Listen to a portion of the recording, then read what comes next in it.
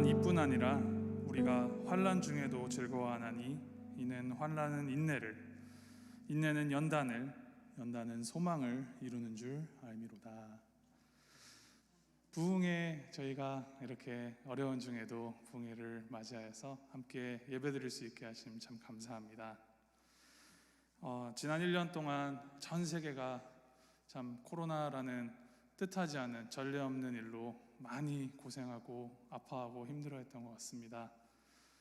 그럼에도 불구하고 우리가 여전히 소망할 수 있는 것은 그 모든 것 위에 우리 하나님이 계시기 때문이겠죠. 우리에게 이 부흥회라는 귀하고 놀라운 시간을 준비해 주신 우리 하나님 앞에 우리가 감사하면서 하나님이 우리 위해 준비해 주시는 애 마음껏 담아가고 또 그 힘으로 이 세상 가운데서 또 힘있게 살아가는 우리가 되기를 소망합니다. 우리 지금 함께 기도하심으로 저희 시작하도록 하겠습니다. 하나님 아버지, 환난 중에도 우리와 함께 해주시고 우리를 지켜주시는 주님의 그 은혜 감사드립니다. 특별히 이렇게 부흥회로 우리가 함께 주님의 은혜를 더 사모함으로 나갈 수 있게 하시는 주님 참으로 감사합니다. 이 시간 통하여서 주님, 우리에게 말씀하신 주님께 귀 기울이게 하시고 우리의 마음을 열어서 주님의 마음을 더욱더 닮아가며 주님을 더욱더 알아가고 또 주님을 위하여서 살아가기를 결단하는 시간 될 수 있도록 주님 인도하여 주시고 붙들어 주시옵소서. 이 모든 순간순간, 이 모든 시간 주님 앞에 올려드립니다. 주님 영광 받아 주시옵소서. 감사드리며 우리 주 예수 그리스도의 이름으로 기도하였습니다. 아멘. 우리 부흥회니까 우리 함께 찬양하심으로 우리 부흥회 열어가도록 하겠습니다. 세상의 유혹 시험이라는 찬양 잘 아시는지 모르겠습니다. 잘 모르시더라도 어렵지 않은 찬양이니까 우리 함께 찬양 배워가시면서 또 이 가사 안에 담긴 믿음의 고백이 우리 마음의 고백이 되기를 소망하면서 함께 찬양하겠습니다.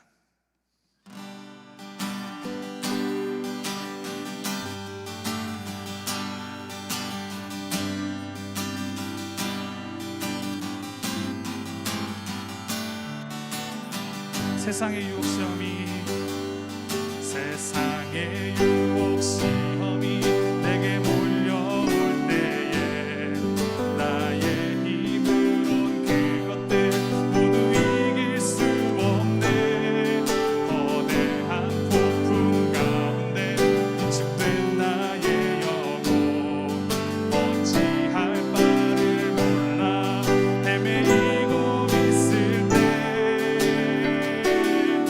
주를 찬양 손을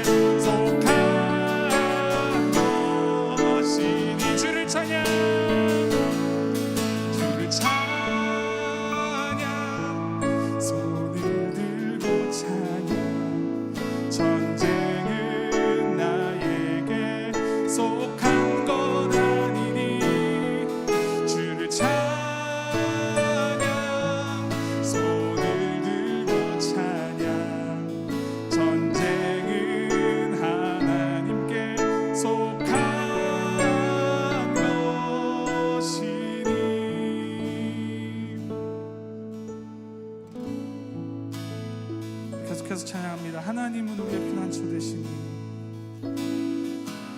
하나님은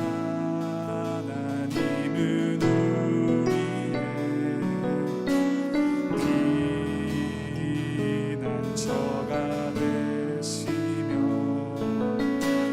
환난 중에 우리의 힘과 도움이 하나님은 우리의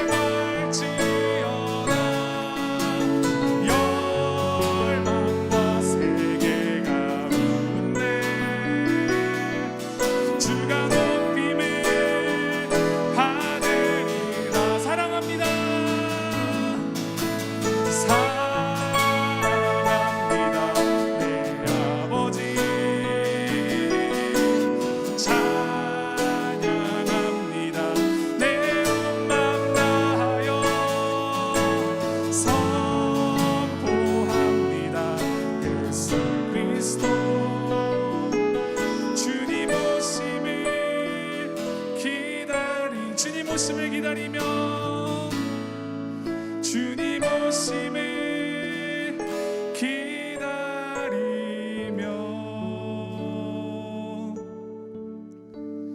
우리 이 시간 함께 마음 모아서 기도할 때 하나님 이 부흥회를 통하여서 우리 하나님이 진정 우리가 피할 피난처이심을 우리 마음속에 되새기게 하시옵소서.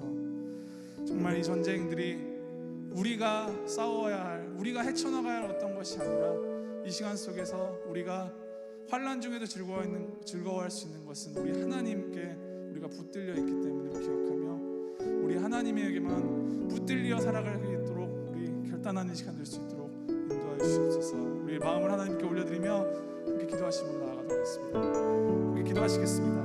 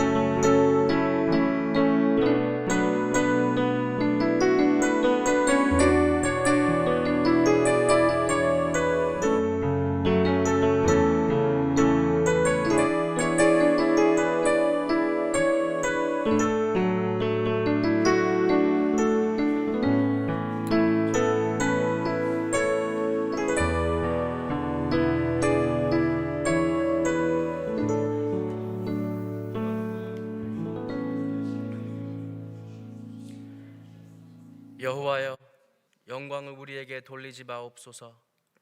우리에게 돌리지 마옵소서. 오직 주는 인자하시고 진실하시므로 주의 이름에만 영광을 돌리소서.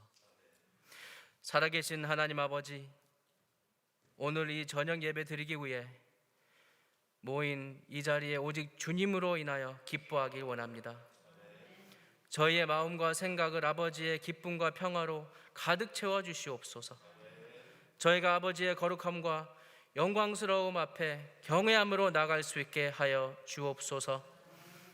여기 있는 우리 중 누구라도 삶의 짐에 눌려 있는 자가 있다면 우리의 자비로우신 목자인 예수님에게 나와 평안과 안식을 얻도록 하여 주시옵소서. 우리를 예배의 자리로 불러주신 주님께서 홀로 이 부흥의 모든 영광을 받아 주시옵소서. 이 모든 말씀 예수님 이름으로 기도드립니다. 아멘. 다 함께 이 시간 찬송가 183장 찬양하시겠습니다.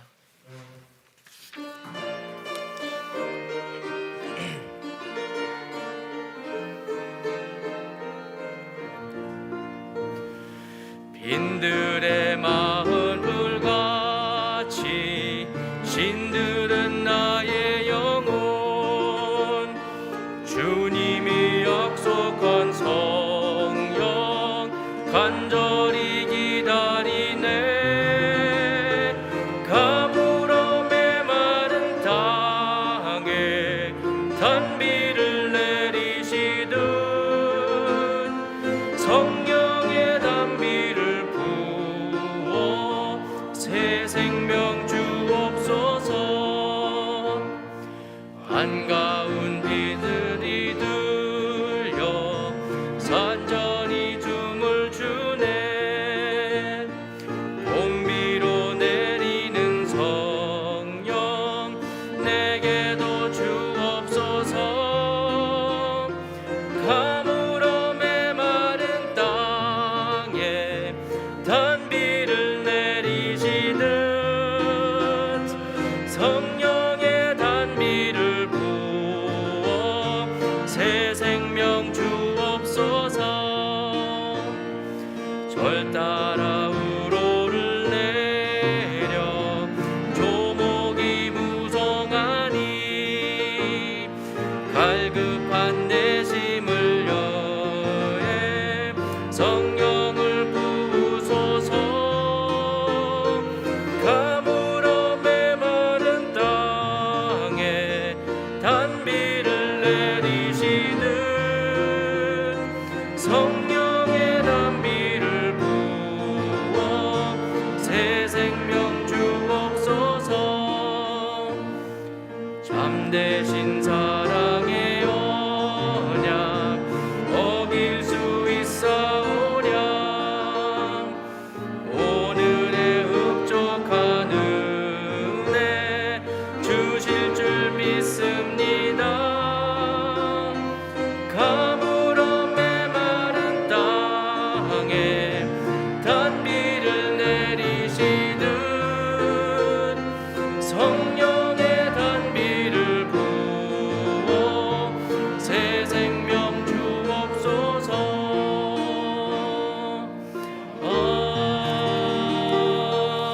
아멘. 아멘.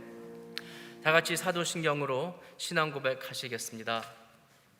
전능하사 전지를 만드신 하나님 아버지를 내가 믿사오며 그 외아들 우리 주 예수 그리스도 이름 믿사오니 이는 성령으로 잉태하사 동정녀 마리아에게 나시고 본디오 빌라도에게 고난을 받으사 십자가에 못 박혀 죽으시고 장사한 지 사흘 만에 죽은 자 가운데서 다시 살아나시며 하늘에 오르사 전능하신 하나님 우편에 앉아 계시다가 저리로서 산자와 죽은 자를 심판하러 오시리라. 성령을 믿사오며 거룩한 공예와 성도가 서로 교통하는 것과 죄를 사하여 주시는 것과 몸이 다시 사는 것과 영원히 사는 것을 믿사옵나이다.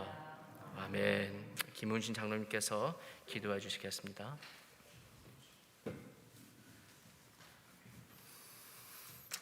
기도하시겠습니다. 말씀으로 천지를 창조하시고 지금도 우리와 함께 살아계셔서 이 세상의 역사와 우리 인생들의 삶의 주제가 되시는 창조주 하나님 아버지, 온 세상이 이 팬데믹으로 인한 두려움과 염려 속에서 어려움을 겪고 있을 때 연약한 저희들 홀로 버려두지 아니하시고 이처럼 귀한 부흥성회를 열어주사 그 가운데 말씀으로 저희들에게 위로를 주시고 저희들 그 말씀 붙들고 환난 중에서도 즐거워할 수 있게 하시는 하나님의 은혜에 감사를 드립니다. 하나님 아버지, 특별히 오늘 하나님께서 귀히 쓰시는 우리 강사 목사님 불러주신 감사합니다. 하나님 아버지, 이 귀히 쓰시는 목사님 이 자리에 불러주셨으니 하나님의 강한 오른손으로 붙들어 주셔서 영육간의 강건함을 주시옵시며 성령의 능력의 두루마기를 입혀 주셔서 3일 동안, 앞으로 3일 동안 이 강대상에서 하나님의 말씀을 대언하실 때 그 말씀이 능력 있는 살아계신 하나님의 말씀이 되어서 우리들의 혼과 영과 및 관절과 골수를 찔러 쪼개는 능력 있는 하나님의 말씀이 되어서 저희들의 그 잠자는 영혼을 덮고 있는 그 모든 것들이 깨어져서 우리가 그 말씀의 변화를 받아 이 환난의 때 하나님께서 우리를 향하신 선하시고 기뻐하시고 온전하신 뜻이 무엇인지 깨달아 이 세상을 하나님의 뜻에 합당하게 살 수 있는 성도 한 사람이 한 사람이 될 수 있게 하나님 도와주시옵소서. 하나님 아버지, 특별히 우리 담임 목사 김영국 목사님 위해서 기도합니다. 하나님 아버지, 그동안 지병으로 오랫동안 고생하시던 우리 목사님의 부친 되시는 장로님이 오늘 소천하셨습니다.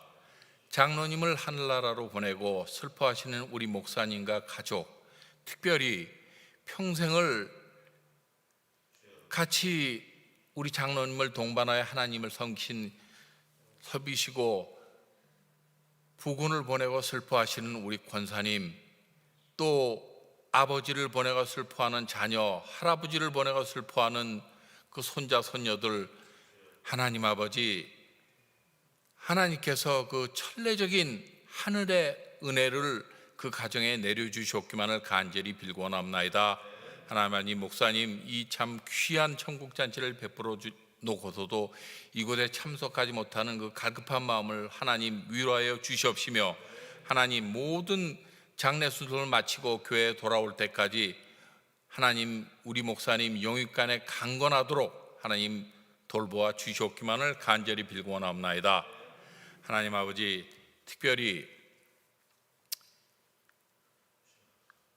우리들 참 지난 1년 동안에 너무나 힘들게 보냈습니다. 하나님, 모든 사회적 법과 제약 속에서 오랫동안 예배를 못하고 있을 때 하나님 저희들 사랑하셔서 인터넷을 저희들에게 주셔서 영상 예배를 보게 하심 하나님 감사합니다. 하나님, 그러나 저희들 고백하건대 그동안 편안한, 너무나 오랫동안 편안한 가정 예배에 불들어져서 저희들 좋지 않은 신앙에 도움이 안 되는 많은 나쁜 순간들 생겼습니다. 하나님 아버지, 그러나 이 3일 동안에 하나님께서 베풀어 주신 천국잔치에 저희들 임할 때 하나님, 저희들 고개를 들어 하늘을 쳐다보고 정신을 집중하여서 하나님 모든 것을 정말로 하나님께 바치는 갈급한 마음으로, 가난한 심령으로 이 자리에 임하게 하시며, 이 예배에 참석한 인원이나 또 사정으로 인해서 참석하지 못하였지만 가정에서 예배를 보는 모든 한 사람 한 사람들이 동일한 똑같은 하나님의 은혜를 받는 귀한 부흥성회가 될 수 있도록 하나님 도와주시옵소서.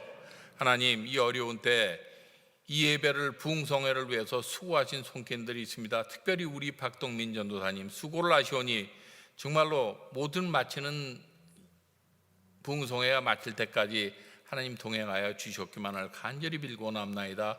나연수 목사님 같이하여 주시고, 특별히 뒤에서 보이지 않는 곳에서 수고하시는 손길들 우리 하나님 기억하시고 10배로 갚아주시옵기만을 간절히 빌고나옵나이다. 하나님 아버지, 오늘은 부흥성회 시작하는 첫 시간입니다. 하나님 아버지, 오늘 내일 주일날까지 3일 동안 말씀을 대언하실 우리 강사 목사님 같이하여 주시옵시며, 이 모든 순서 하나를 통해서 우리 하나님 홀로 영광 받아 주셨기만을 간절히 빌고 나올 때 이 모든 것 우리를 구원하신 예수님의 이름으로 기도합니다.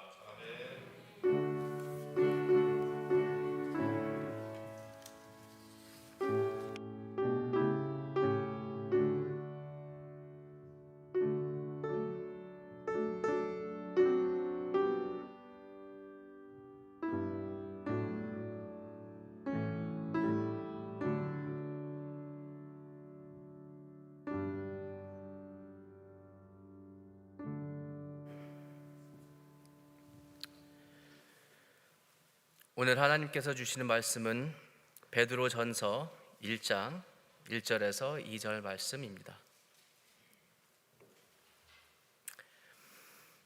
예수 그리스도의 사도 베드로는 본도, 갈라디아, 갑바도기아, 아시아와 비두니아에 흩어진 나그네 곧 하나님 아버지의 미리 아심을 따라 성령이 거룩하게 하심으로 순종함과 예수 그리스도의 피 뿌림을 얻기 위하여 택하심을 받은 자들에게 편지하노니 은혜와 평강이 너희에게 더욱 많을지어다.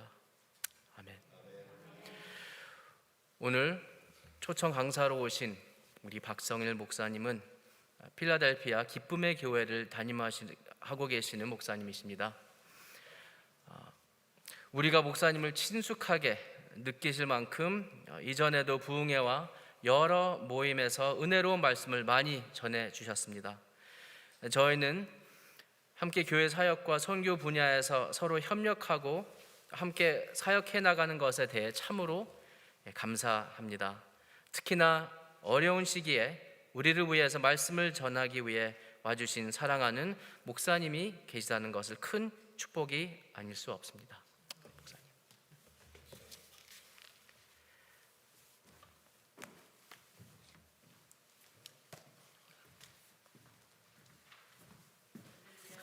할렐루야.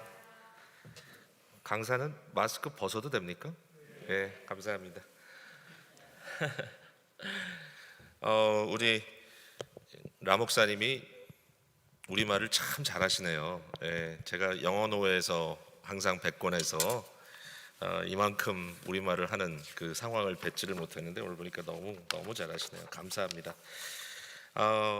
귀한 사경회를 열게 된 것 하나님께 감사드리고요.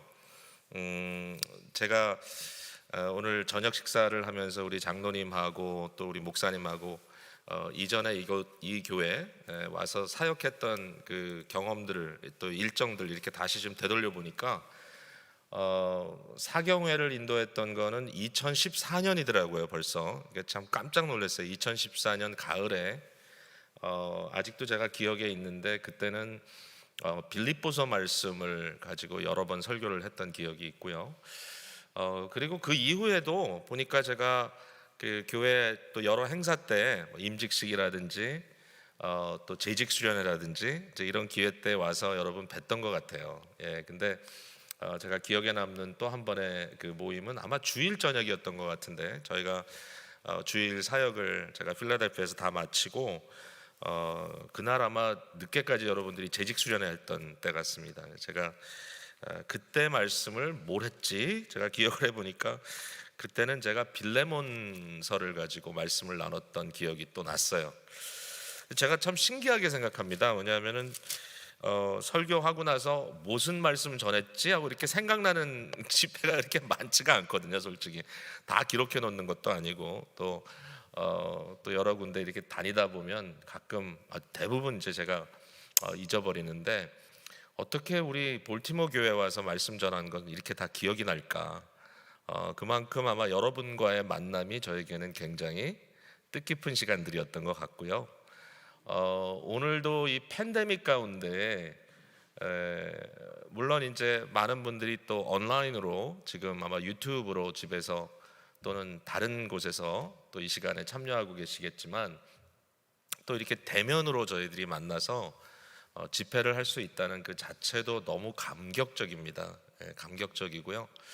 작년 아마 3월쯤에 이제 이 팬데믹이 구체적으로 이제 우리에게 영향을 좀 미치기 시작했고 그때 이후로 교회가 예전과 같이 이렇게 모이기가 참 어렵잖아요. 그래서 제가 기억을 더듬어 보니까 온라인 집회를 좀 많이 했던 것 같고, 작년 8월에 약속했던 집회를 버지니아 지역에서 한 번 한 적이 있는데, 그때도 참 신기하다는 느낌이 들었습니다. 예, 다 마스크 쓰시고 이렇게 거리를 다 지켜가시면서 집회를 하고, 이제 대다수는 또 이제 온라인으로 참여하고 이렇게 했었는데, 그때 이후로 오늘 처음으로 이렇게 또 직접 여러분 교회 찾아뵙고 말씀을 나누게 되는데, 참 오늘따라 일이 참 많네요, 그죠? 예, 아침에 우리 김현국 목사님 전화를 좀 일찌감치 제가 받으면서 무슨 일이 좀 있구나 이렇게 느끼면서 전화를 받았는데, 참 한편으로는 너무나 슬프고, 그러나 인생에 한번 겪어나가야 되는 참 어려운 시간을 또 겪게 되셨네요.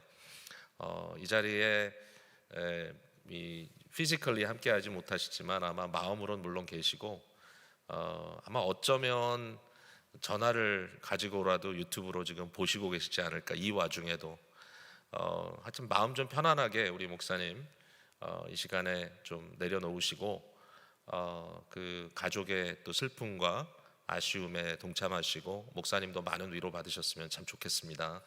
네, 그러시길 바라고요. 목사님 이런 말씀하세요.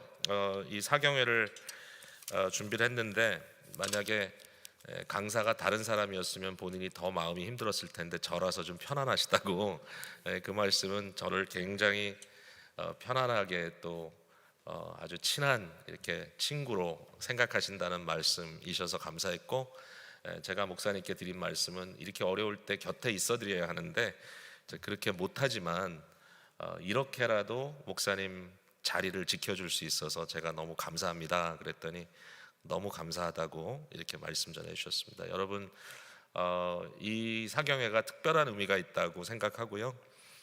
오늘 저녁, 내일 저녁, 또 주일 오전 예배까지 세 번의 말씀을 나눌 텐데, 하나님께서 또 우리의 생각을 깨우시고 이렇게 힘들 때 우리의 신앙이 어떤 위력이 있는지 보여주시는 그런 놀라운 시간이 되기를 간절히 바랍니다.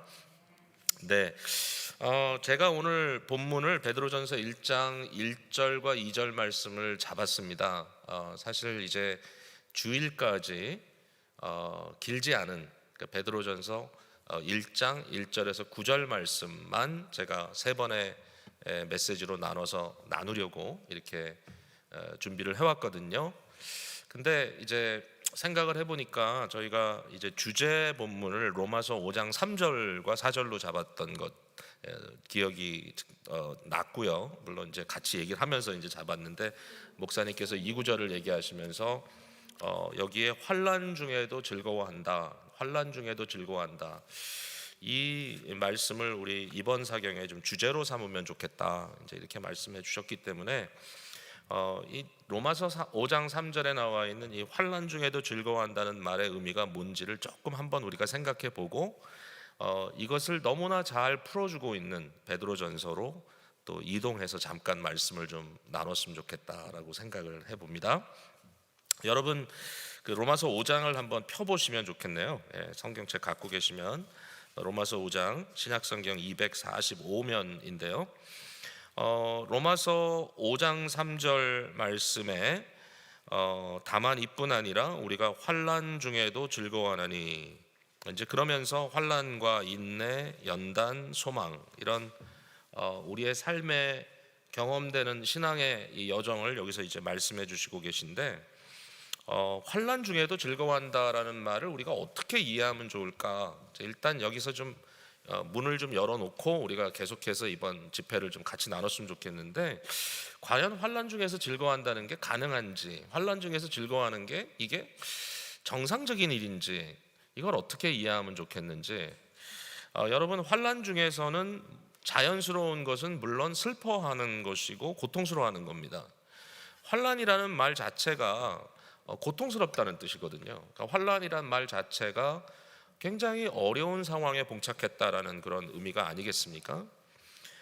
제가 최근에 이제 저희 교회에 이제 조금 코로나 사태에 대한 공포감이 조금 가시면서 이제 어떤 좀 생각을 해봤냐면은 너무나 많은 이 소규모 비즈니스들 하시는 분들이 이번에 타격을 입으셨기 때문에 뭐 가정 신방 같은 거는 뭐 물론 또 기회가 되면 할 수 있겠지만 무엇보다도 좀 사업처 신방을 좀 우리 교육자들과 함께 일일이 다 좀 해야 되겠다 이제 이런 생각을 가지고 사실은 얼마 안 됐어요. 3월 첫째 주부터 이제 매주마다 날짜들을 정해가지고 지역으로 나눠서 이제 사업처 신방을 쭉 지금 하고 있는데 어제도 이제 사업처 신방을 한 7군데 하고 또 하루 일과를 보냈습니다마는 이렇게 사업처 신방을 하는 가운데 많은 분들이 어려움에 봉착해 있다는 사실을 또 피부로 느끼게 되었어요.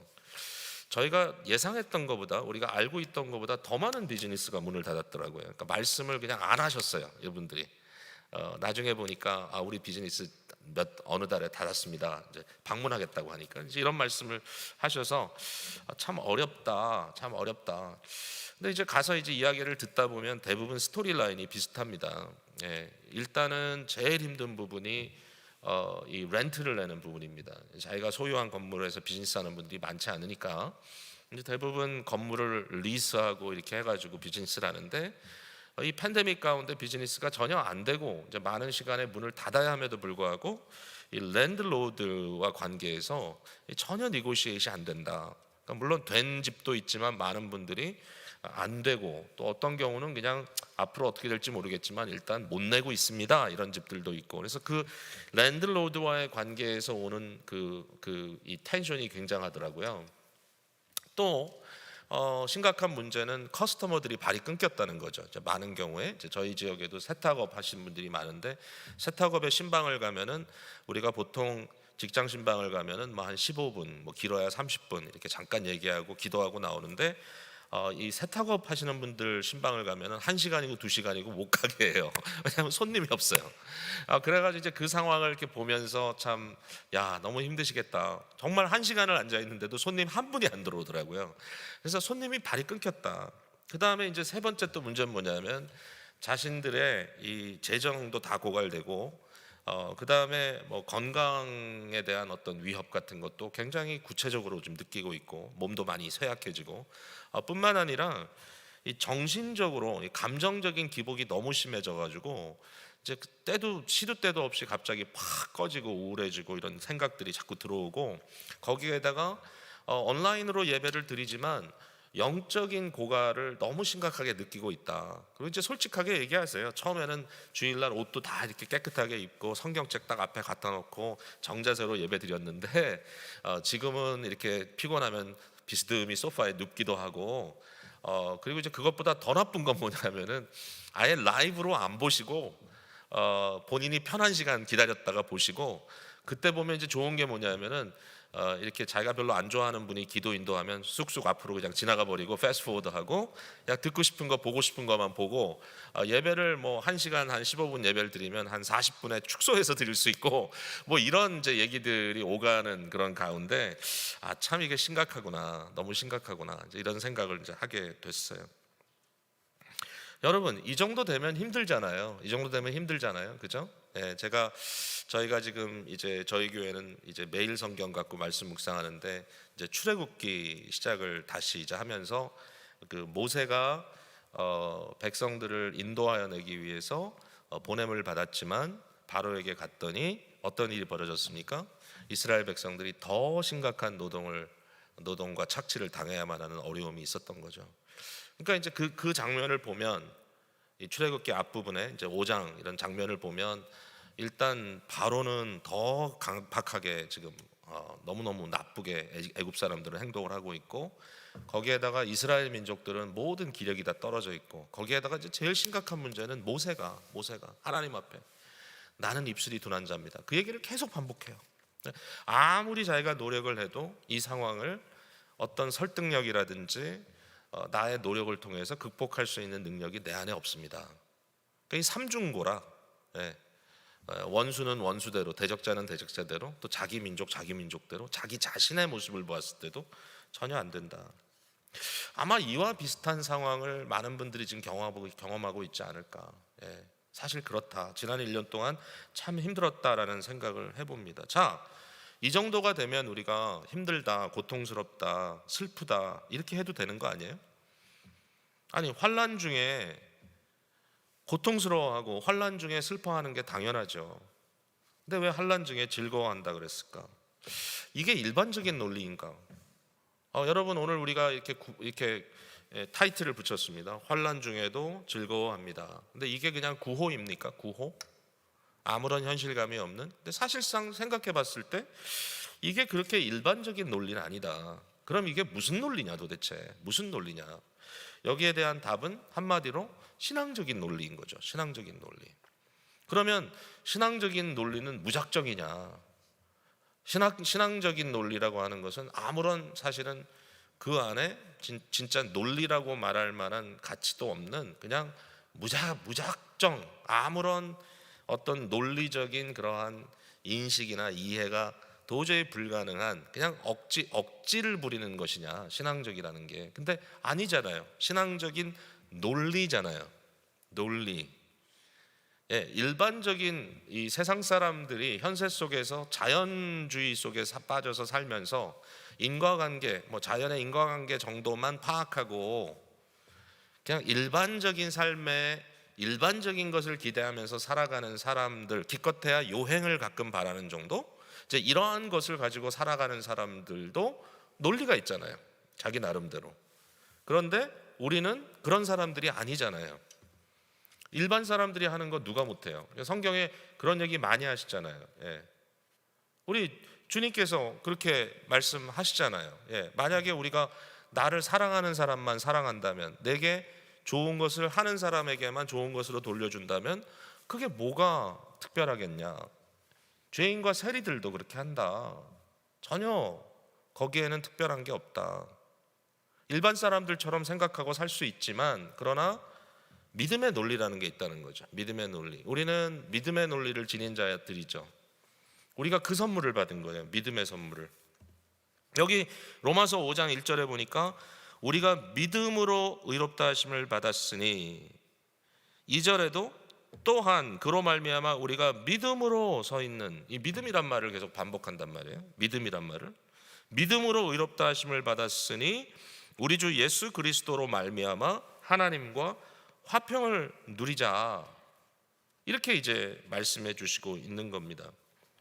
믿음으로 말미암아 의롭다 하심을 받았다. 그렇게 됨으로써 하나님과 화목한 관계가 되었다. 하나님과 화목한 관계가 되었다. 여러분, 하나님과 화목을 누리면 뭐가 좋은데요? 여러분, 일단 여러분의 심령, 여러분의 마음이 정결하고 맑아집니다. 그죠? 하나님과 화목하면요, 마음의 꺼리낌들이 다 이렇게 녹아내려지고, 하나님 앞에 우리가 화목한 관계 속에 있을 때 너무 마음의 평강이 찾아옵니다. 그리고 하나님의 은혜 속에 우리가 거합니다. 이건 정말 위대한 일이거든요. 이게 어떻게 가능한가? 믿음 때문에. 자, 한 번 더 생각해 보십시다. 여기 보니까 5장 2절에 보니까 우리가 즐거워하는 이유는 하나님의 영광을 바라기 때문에 즐거워한다 그랬습니다. 하나님의 영광을 바란다. 이제는 우리가 바라고 기대하는 것이 세상의 영광이 아니라 하나님의 영광이다. 근데 이게 참 안타깝게도 우리의 육신의 눈이 너무 간사하기 때문에 세상의 영광에 별 볼 일 없는 거라 할지라도 그 맛을 본 사람들은 사실은 신앙이 있다 하면서도 하나님의 영광에 대한 기대감이 그렇게 크지가 않아요. 억지로 해요. 사실은 의무감에. 예배를 통해서도 하나님의 영광에 대한 어떤 기대감이나 사모함 같은 것이 그렇게 크지가 않아요. 그냥 때우고 지나가지. 그냥 조금 뭐 좀 좋은 말씀 들으면 좋지. 왜냐하면 이 세상에서 누리는 것들만 가지고도 그냥 편안하대요. 좋대요. 이렇게 좋은데. 그래서 신앙이 있다고 하면서도요, 그냥 세상을 떠나고 우리 예수 그리스도를 이제 만나는, 이런 바울 사도가 그런 얘기를 하잖아요. 내가 세상을 떠나 주님과 함께 있을지 아니면 세상에 있을지, 내가 이거 사실 판가름이 쉽지가 않다. 내가 있다면 너희를 위해 있는 것이고 내가 떠난다면 내게는 더 좋은 것이다. 이렇게 얘기를 하는데 그런 것에 대한 생각도 별로 없어요. 그냥 세상을 떠나지 않으려고 끝까지 바등바등대고 어떻게 해서든지 이 세상에서 내가 가진 걸 조금이라도 더 누려보려고 하는 마음, 이걸 갖고 있어요. 참 신앙이라는 것이 과연 뭔가를 질문하게 만드는 순간들이에요, 사실은. 그런데 바울 사도는 신앙의 논리대로 이야기하면서 우리가 하나님의 영광을 바라며 즐거워한다. 여기 바란다는 말은 소망이라는 단어잖아요. 소망, 바란다, 소망한다. 근데 이 소망이라는 말은 성경적인 의미는 단순히 바라는 것보다는 훨씬 더 강렬한 의미를 갖고 있어요. 내가 무엇을 소망한다 그랬을 때 신앙적으로 소망하는 것은 단순히 그냥 그랬으면 좋겠다 기대감 정도가 아니라 사실은 소망하고 있는 그것에 미리 참여하는 거예요. 이게 굉장히 큰 차이예요. 믿음으로 할 수 있는 거예요. 그게 예배예요. 예배. 사실은 우리가 예배라는 것은 하늘 지성소 하나님의 보좌가 있는 그곳, 히브리서에 보면 자세히 설명되어 있죠. 우리가 예배하는 곳은 바로 하늘 시온성이다. 시온산이다. 하늘의 하나님의 도성이다. 거기에 우리가 하나님의 보좌 앞에 믿음으로 나아간다. 그럼 주일 예배를 드릴 때 그 예배라고 하는 현장이 우리에게는 무슨 의미를 갖고 있느냐? 이것은 한편으로는 일종의 미래에 있을 영광스러운 이 종말적 예배에 대한 기대감이 있어요. 그 안에. 이렇게 우리가 하나님을 예배하겠구나. 근데 그것뿐만이 아니라 사실상 그 순간에 우리가 믿음으로 성령의 은혜로 하나님 보좌 앞까지 들려 올라가서 요한계시록 4장에 나오는 대로 하늘문이 열리고 올라가 봤더니 24장로의 보좌가 있고 모든 생물들과 이 천군 천사들이 함께 하나님을 경배하는 24장로들이 보좌에 앉아있질 못하고 구약과 신약의 교회를 대표하는 분들이 하나님 앞에 무릎을 꿇고 머리에 모든 면류관을 하나님의 발 앞에 던져드리면서 하나님을 경배하는 바로 그 현장, 이게 단순히 미래가 아니라 이미 하늘 보좌 앞에 펼쳐지고 있는 현실이거든요. 영원한 예배, 하나님의 영원한 안식, 영원한 예배입니다. 우리가 거기에 참여하는 거거든요. 참여, participate. 제가 영어를 좀 써서 죄송한데 단순히 우리의 믿음은 영적인 현실에 대해서 anticipation이 아니고, anticipation은 뭐예요? 그런 일이 있을 것을 고대하며 기다린다 이런 뜻이고, anticipation으로 끝나는 게 아니라 participation이 있다는 거예요. 믿음으로 참여한다. 그 맛을 본다는 거예요. 그 맛을 본다. 이게 굉장히 중요한 포인트예요. 이게 없으면 기쁨을 암만 이야기해도 그냥 기쁨은 미래일 거예요. 미래일 뿐이에요. 그러나 지금 우리가 anticipate 하는 게 만 하는 게 아니라 participate를 한다. 이거를 한번 생각해 봐야 돼요. 예를 들면 저희가 이제 한 10여 년 전에 저희 교회 이제 예배당 건축을 이제 하는 과정이 있었는데 예배당을 다 완성하지 못했는데 너무 우리 성도님들이 궁금해하셔가지고 이제 골조를 다 세우고 적어도 인사이드에 드라이버를 다 해가지고 그래도 이렇게 막 건물이 어느 정도 그래도 좀 다듬어지고 전기 공사도 하고 아직 다 마무리가 안 됐지만, 마무리 안 된 게 많았지만 아직도 유리창도 다 안 돼 있었지만 그래도 성도님들이 너무너무 이렇게 보고 싶어 하셔가지고 하루는 기도회를 이제 그 현장에 이 허락을 받고 열었습니다. 생각한 것보다 훨씬 많은 성도님들 거의 다 예배 끝나고 그냥 거의 다 글로 오셔가지고 거기에 이제 바닥에 다 앉으셔가지고 같이 이 완성을 앞에 두고 이제 기도를 하는데 얼마나 감사하시는지 몰라요. 왜냐하면 예상했던 것보다 너무 좋은 거예요, 본인들 생각에. 그래가지고 그 카펫을 이제 일부 깔아놨었는데 거기에 다 오셔가지고 그냥 거기에 무릎 꿇고 뭐 예배하고 찬양하고 그랬던 기억이 이렇게 나는데, 분명히 뭐예요? 그때는 아직 입당하기 전이에요. 그때가 이제 우리 보니까 초여름 정도 됐을 거예요, 제 생각에. 근데 우리가 입당은 9월 달에 했거든요. 그러니까 입당하기 전인데도 불구하고 이미 뭐예요? anticipation이 아니라 participation을 하고 있는 거예요, 그죠? 그러니까 우리의 신앙은 그런 거예요. 이게 되게 중요해요. 지금 현재는 아직도 환란이 있기 때문에 우리가 이 마지막 영원한 기쁨에 완벽하게 들어가지 못했어요. 아직도 우리에게는 환란이 있어요. 환란. 그러나 믿음이라고 하는 이것이 하나님과의 화목을 통하여 하나님의 영광과 우리 사이에 이제 더 이상 죄와 허물과 절망이라는 지옥이라는 이런 갭이 없기 때문에 예수 그리스도로 인하여 우리가 그것을 떨쳐냈기 때문에 이 하나님의 영광을 본다는 거예요. 보고 이것을 고대하고 기다리고 바라고 소망하고 뿐만 아니라 이것을 참여함으로 기뻐한다. 이런 이제 답이 나오는 거예요. 우리가 뭘 믿는 거냐 했을 때 그냥 다 잘 될 거야 라고 하는 긍정적인 어떤 사고를 갖는 걸 믿음이라고 안 해요. 믿음은 굉장히 구체적인 대상이 있어야 돼요. 여러분 한번 따라해 보세요. 믿음에는 분명한 대상이 있어야 한다. 예, 그러니까 당연히 우리가 믿는 바가 있어요. 믿는 바가. 우리가 뭐를 보고 믿는 것인가, 무엇을 믿는 것인가, 우리가 믿는 대상은 뭔가. 물론 삼위일체 하나님을 믿는 거지만 특별히 우리가 복음을 이야기할 때 믿는다 했을 때 무엇을 믿냐면 예수 그리스도를 믿는 거예요. 예수 그리스도를 믿는 건데, 예수 그리스도를 믿는다는 말이 뭐냐라고 했을 때 이걸 좀 더 풀어보면 예수 그리스도의 사건을 믿는 거예요. 자, 이게 좀 어렵죠? 예수 그리스도라는 이제 인물이 계세요. 이제 그리스도, 삼위 하나님의 성자 그리스도. 이 그리스도가 계신데 그분을 믿는다는 것은 그분의 사건을 믿는다는 거예요. 사건. 어떤 사건이냐? 2000년 전에 우리 예수님께서 이 땅에 오셔서 그분이 모든 의를 이루시고 완전한 순종을 이루시고요. 그 다음에 그분이 고난을 치르시고, 그 다음에 십자가에 죽음을 당하시고, 그 다음에 무덤에 내려가 묻히시고 사흘 만에 부활하셨죠. 그리고 승천하셨죠. 지금 어디 계세요? 영광 중에 계시죠. 아멘.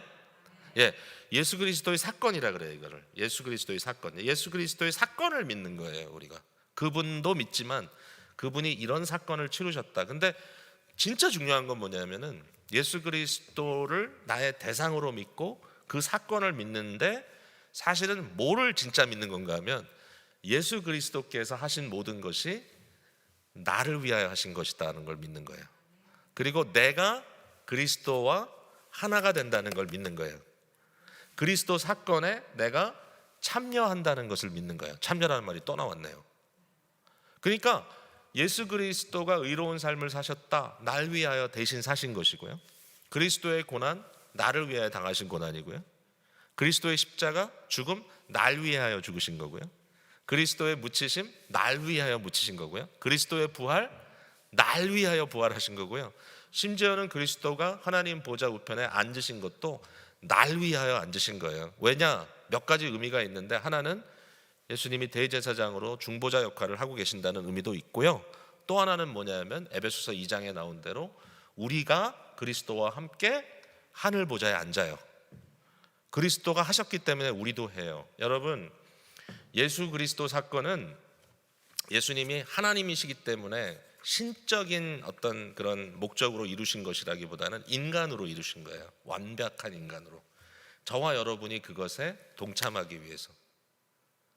그래서 우리가 계속해서 예수 그리스도를 바라보면서 이런 생각합니다. 어떤 생각하죠? 죄에 대해서 나는 죽었다 이렇게 생각합니다. 왜? 십자가 사건이 내 사건이기 때문에.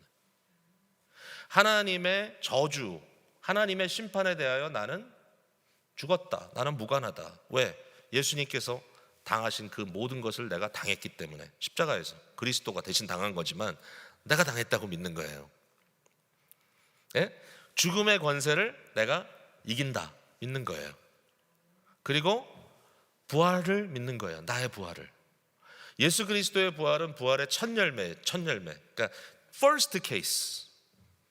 그러면 첫 열매가 있다면 반드시 이어지는 열매가 있을 겁니다. 여러분, 아직도 이 역사 속에 예수 그리스도의 부활을 경험한 그 외에 다른 똑같이 부활한 사람은 아직 아무도 없습니다. 아무도 없어요. 아니, 성경에 보면 나사로도 부활했잖아요. 근데 나사로의 부활과 예수님의 부활은 본질적으로 다릅니다. 여러분, 왜? 나사로는 잠시 부활했지만 또 병들어 죽었습니다. 아시죠, 여러분? 그러니까 나사로의 부활은 일시적인 사인이에요. 사인. 육신적인 부활이었을 뿐이에요. 그런데 예수님의 부활은 영원한 부활입니다. 영광의 부활의 몸을 입으신 겁니다. 영광의 부활의 몸은 우리의 육신처럼 구체적이긴 하지만 이것보다 비교할 수 없이 영광스러운 몸입니다. 그 얘기만 해도 지금 시간이 많이 갈 텐데 더 얘기 안 하겠습니다. 중요한 건 뭐냐면 예수 그리스도의 부활은 아직도 우리가 anticipate, 기다리는 거죠. 그런데 이게 또 중요한 게 있어요. 그러면 기다리는 것으로 끝나느냐? 언제 주님 우리가 부활할까요? 언제 우리가 이 육신의 질병과 이 고난과 이 나이 들어감과 이 여러 가지 힘들고 어려운 이 육신의 이 고통과 피곤함을 언제 다 이기고 내가 더 이상 고민 안 할 수 있을까요? 이렇게 질문을 할 수 있는데 그거는 이제 하나님께서 하실 거고요. 언젠가 주의 때가 이제 있을 거예요. 그러나 이미 already 어떤 일이 벌어졌냐면은 부활의 영이신 성령님께서, 부활을 이루신 건 성령님이시거든요. 그 성령님께서 우리 안에 새로운 생명을 태동시켰다. 이걸 이제 거듭남이잖아요. 거듭남. 우리 안에 new life, born again 그러잖아요. 새로 태어났다. 우리가 심령이 우리의 어떤 존재의 가장 근본적인 부분에 부활의 역사가 일어났다는 거예요. 생명의 역사가. 이건 일시적인 생명이 아니죠. 영원한 생명의 역사죠. 영생을 누리는 거죠. 우리가 받은 거예요. 이거는 믿음으로 받았다고 믿고 이것을 인정하고 이것을 누리며 살아가는 사람에게 실제로 누려지는 현실이에요. 여러분, 거듭났다 하는데 맨날 의심만 하고 거듭난 게 뭔지도 모르겠고 내가 영생을 받았다고 하는데 여전히 나의 모든 관심은 현세적인 삶에 주어져 있다면 영생을 누리지 못하는 거예요. 근데 영생을 받았다는 건 뭐냐면 우리가 예수 그리스도의 부활의 삶에 참여한다는 거예요. 아직 완벽하게 이루어진 건 아니에요. 그러나 이미 맛을 보는 거예요. 이미 그것을 일부 경험하고 있는 거예요. 그게 우리가 겪고 있는 현실이에요. 우리의 삶 속에 제가 이 설명을 좀 더 잘 드려야 될 것 같은데 좀 쉽지가 않나요? 근데 사실 복잡한 얘기는 아니에요. 예수 그리스도 사건이 곧 나의 사건이고 예수 그리스도에게 이루어진 모든 일이 내게 이루어질 일이고 그리스도께서 사실 나의 모든 죄와 허물로 말미암아 죽어 하나님으로부터 영원토록 분리되어 지옥 백성 될 그 사실 그 문제를 바로 그 이슈를 예수께서 십자가에서 대신 지어주셨다라고 하는 이 놀라운 대속의 은혜가 있는 것 플러스 예수 그리스도의 모든 경험, 그가 어떻게 하나님께 내 뜻대로 마옵시고 아버지 뜻대로 하옵소서 그러면서 십자가를 지었는지, 이 그리스도의 이 십자가를 지심과 이 죽음으로 자기 자신을 온전히 내어주셨던 그 일이 결국 성도된 우리가 믿음으로 따라가야 될 일이고, 그것을 따라가는 자에게 그리스도가 부활한 것처럼 우리도 반드시 부활에 이를 것이라는 것을 믿는다라는 거죠. 성도는 죽음 앞에서 사실은 뭐 두렵지 않다라고만 얘기한다는 건 너무 또 우리가 뭐 강하다 이렇게 얘기하는 것 같지만 좀 뭔가 이렇게 좀 어리버리할 것 같긴 해요. 죽음 앞에 서면. 그렇지만 궁극적으로 그 순간에 우린 너무너무 믿는 구석이 있는 거예요. 예수님을 알잖아요. 우리가 예수님이 어떻게 그걸 지나가셨는지 알잖아요. 그리고 어떻게 우리가 그리스도 안에서 그리스도가 가신 그 길을 우리도 꼭 갈 거라는 걸 알잖아요. 반드시 우리는 죽음 이후에 부활할 것이다. 우리에게는 영원한 생명이 있다. 이걸 믿는 거잖아요. 여러분 아멘이죠? 그러니까 궁극적으로 우리가 너무 두려워할 필요가 없는 거죠. 궁극적으로 잠시 두려움이 있다가도 그 두려움을 딛고 일어설 수 있는 충분한 근거가 우리에게 있는 거죠. 예수님이지. 예수님 사건. 그래서 환난 중에도 즐거워한다. 환난은 인내는 연단은 소망을 이룬다. 뭐 이렇게 이제 쭉 기록해주고 있는데 곧 예수 그리스도의 부활을 믿기 때문이다. 우리가 이렇게 생각할 수 있는 거죠. 이 부활을 멀리서만 바라보는 것이 아니라 이 부활은 우리 안에 역사하시는 성령의 은혜로 말미암아 우리의 거듭남으로 우리가 지금 현재 참여하고 있다. 이미 바로 여기에 우리의 진정한 기쁨의 근원이 있다 하는 겁니다. 우리의 기쁨은 what God has done for us in Christ. 하나님께서 그리스도 안에서 우리를 위하여 해주신 그 일에 근거하고 있어요. 그리고 하나님께서 우리를 위하여 예비하신 이 일의 극치가 뭐냐면은 바로 하나님의 나라, 영원한 하나님의 나라, 천국이라고 말하는 거예요. 모든 기쁨은 천국으로부터 흘러들어와요. 지금까지 우리에게 지금까지 들어와요. 천국이 미래의 사건만이 아니라 천국의 백성인 저와 여러분은 이미 그 천국의 삶이 우리 안에 주어진 성령의 은혜로 말미암아 우리에게 지금 흘러 들어오고 있어요. 그 기쁨을 경험하고 있어요.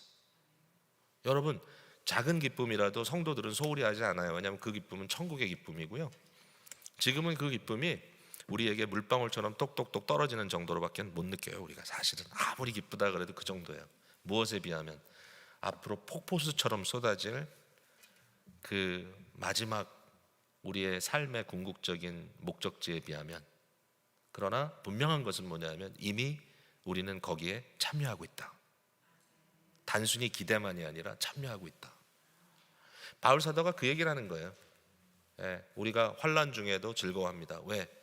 환난은 현세적 사인이지만 그러나 우리는 이미 현세와 내세를 오가는, 이미 예수 그리스도의 죽음과 부활을 직접 목격하고, 바울 같은 경우는 뿐만 아니라 그것을 자기 삶에 직접 경험하고 믿음으로 그리스도가 내 안에, 내가 그리스도 안에, 그리스도의 십자가를 내 가지고 그리스도께서 나와 함께 하시고 그리스도와 함께 내가 죽고 장사되고 그리스도의 부활에 내가 참여하고, 이런 이제 이 그리스도와의 이 끊을래야 끊을 수 없는 이런 관계 속에 믿음으로 들어갔다는 이 사실, 이것 때문에 너무너무 든든한 거예요. 바울이. 환난이 없나요? 있죠. 어렵지 않나요? 어렵죠. 고통스럽지 않나요? 고통스럽죠. 그러나 그게 다가 아닌 거죠.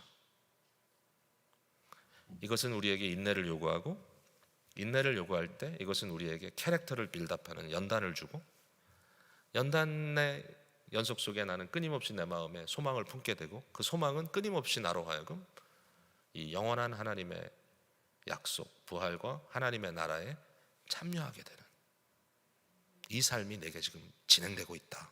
현재 진행형이다. 이게 우리에게 주시는 놀라운 확신입니다. 이게 복음이에요. 복음. 우리가 복음을 전파한다는 것은 바로 하나님께서 그리스도 안에서 우리를 위하여 하신 그 일이 무엇인지를 선포하는 것이고, 그걸 믿을 수 있는 믿음은 우리가 너무 사람들이 안 믿는다고 왜 이렇게 안 믿지 고민할 거 없어요. 왜냐하면 우리는요 할 수 있는 게 하나도 없어요. 우리가 할 수 있는 건 뭐냐? 성령께서 은혜로 해주시는 일만큼 우리는 할 수 있어요. 전도도 그만큼 할 수 있어요. 우리가 아무것도 할 수 없는 존재 같지만 성령께서 하게 하시면 할 수 있어요. 제가 말씀을 전하면서도 교만할 수도 없고 또 동시에 위로받는 게 그거예요. 교만할 수 없는 건 뭐냐면 제가 아무리 말씀을 잘 전했다, 오늘은 내가 그냥 입만 벌리면 아주 너무 말이 잘 나온다, 막 기분이 되게 좋고, 설교 끝나고 나서 오늘은 진짜 뭐 아주 너무 설교가 잘 된 날이네. 근데 나중에 교인들 만나면 맹숭맹숭해요. 왜 그러지? 나 오늘 설교 엄청 잘했는데?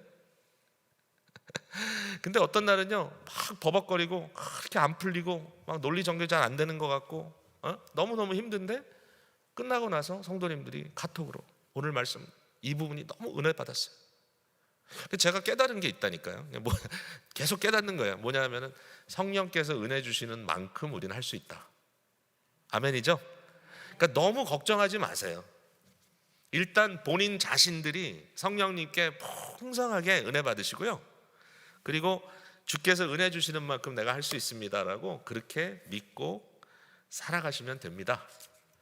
주님께서 함께 해 주실 겁니다. 자, 여기까지만 해도 오늘 첫날 메시지 다 했는데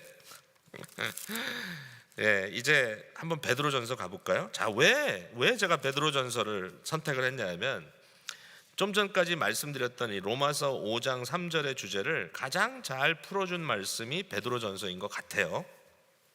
베드로전서인 것 같아요. 베드로전서의 주제가 뭐냐, 주제 패시지가 뭐냐고 했을 때 저는 4장 12절 13절을 언급하겠어요. 여러분 한번 제가 읽을 테니까 들어보세요. 사랑하는 자들아, 너희를 연단하려고, 연단이란 단어가 다시 나왔죠. 로마서 5장에도 나왔죠. 연단하려고 오는 불시험을 이상한 일 당하는 것 같이 이상히 여기지 말고 오히려 너희가 그리스도의 고난에 참여하는 것으로 즐거워하라. 제가 다 설명했잖아요. 그리스도의 고난에 참여한다는 게 뭔지. 예수 그리스도의 십자가와 죽음에 내가 참여하고 그와 함께 예수 그리스도의 부활에 동참하는 것. 이는 그의 영광을 나타내실 때에 너희로 즐거워하고 기뻐하게 하려 함이라. 바로 뭐예요? 부활의 날에 너희가 그 부활에 참여하기 위함이다. 똑같은 얘기예요. 예, 똑같은 말씀을 여기에 베드로 사도가 이렇게 표현해 주신 거예요. 자, 그러면 이 베드로 사도의 말씀, 이 말씀 본문으로 한번 가볼게요. 우리가 1절과 2절을 읽었어요. 예수 그리스도의 사도 베드로는 본도, 갈라디아, 갑바도기아, 아시아와 비두니아에 흩어진 나그네에게 이 편지를 씁니다. 이렇게 이제 처음 앞부분에 말하고 있는데, 소아시아예요. 이 소아시아는 지금 어디냐면 터키예요. 터키라는 나라가 지금 대단하대요. 최근에 그 선교 동향은 지금 다 선교사들이 터키로 지금 모이고 있어요. 참 세계 선교도 이렇게 동향이 있어요. 동향이. 한국 선교사들이 필리핀에 다 모여 있다가 얼마 전까지만 해도 중국에 다 모여 있다가 좀 어떨 때 보면 좀 너무 이렇게 이 비중이 안 맞을 정도로 한 군데 모여 있는데, 지금은 다 터키로 가시는 것 같아요. 왜냐하면 터키가 지금 새로운 그 제국의 꿈을 꾸면서 나라 자체도 어마어마하게 지금 이 굉장히 바뀌고 있고, 거기가 이제 아프리카와 중동으로 가는 너무나 중요한 이제 그 지름길이기 때문에 터키로 이제 많이 가는데, 사실 터키로 간다는 걸 생각해 보면 되게 재밌어요. 왜냐하면 터키가 초대교회예요. 초대교회. 그러니까 요한계시록에 나오는 7교회 있잖아요. 7교회, 아시아의 7교회, 그게 다 터키에 있는 교회들이에요. 그러니까 초대교회로 돌아가는 거예요. 그 시대 상황으로. 근데 옛날에 그 교회들은 다 없어졌어요. 다시 거기에 복음의 역사가 일어나는데, 바로 그 얘기를 여기서 하는 거예요. 초대교회에 이러한 그 소아시아에 있는 여러 지역, 이건 이제 도시 이름이 아니라 이것은 일종의 뭐라고 해야 될까요? 스테이트라고 해야 될까요? 카운티라고 해야 될까요? 뭐 사이즈는 스테이트는 굉장히 큰 건데, 하여튼 도시를 싸고 있는 그 지역을 말하는 겁니다. 그래서 본도 지역, 갈라디아 지역, 갑바도기아 지역, 아시아 지역, 그 다음에 비두니아. 여기 아시아라는 말은 우리가 말하는 아시아 대륙을 말하는 게 아니라 그 당시 아시아라고 불렸던 작은 지역을 말하는 것이죠. 이 여러 지역에 흩어져 살고 있는 누굽니까? 그리스도인들입니다. 자, 이 사람들이 왜 흩어졌죠?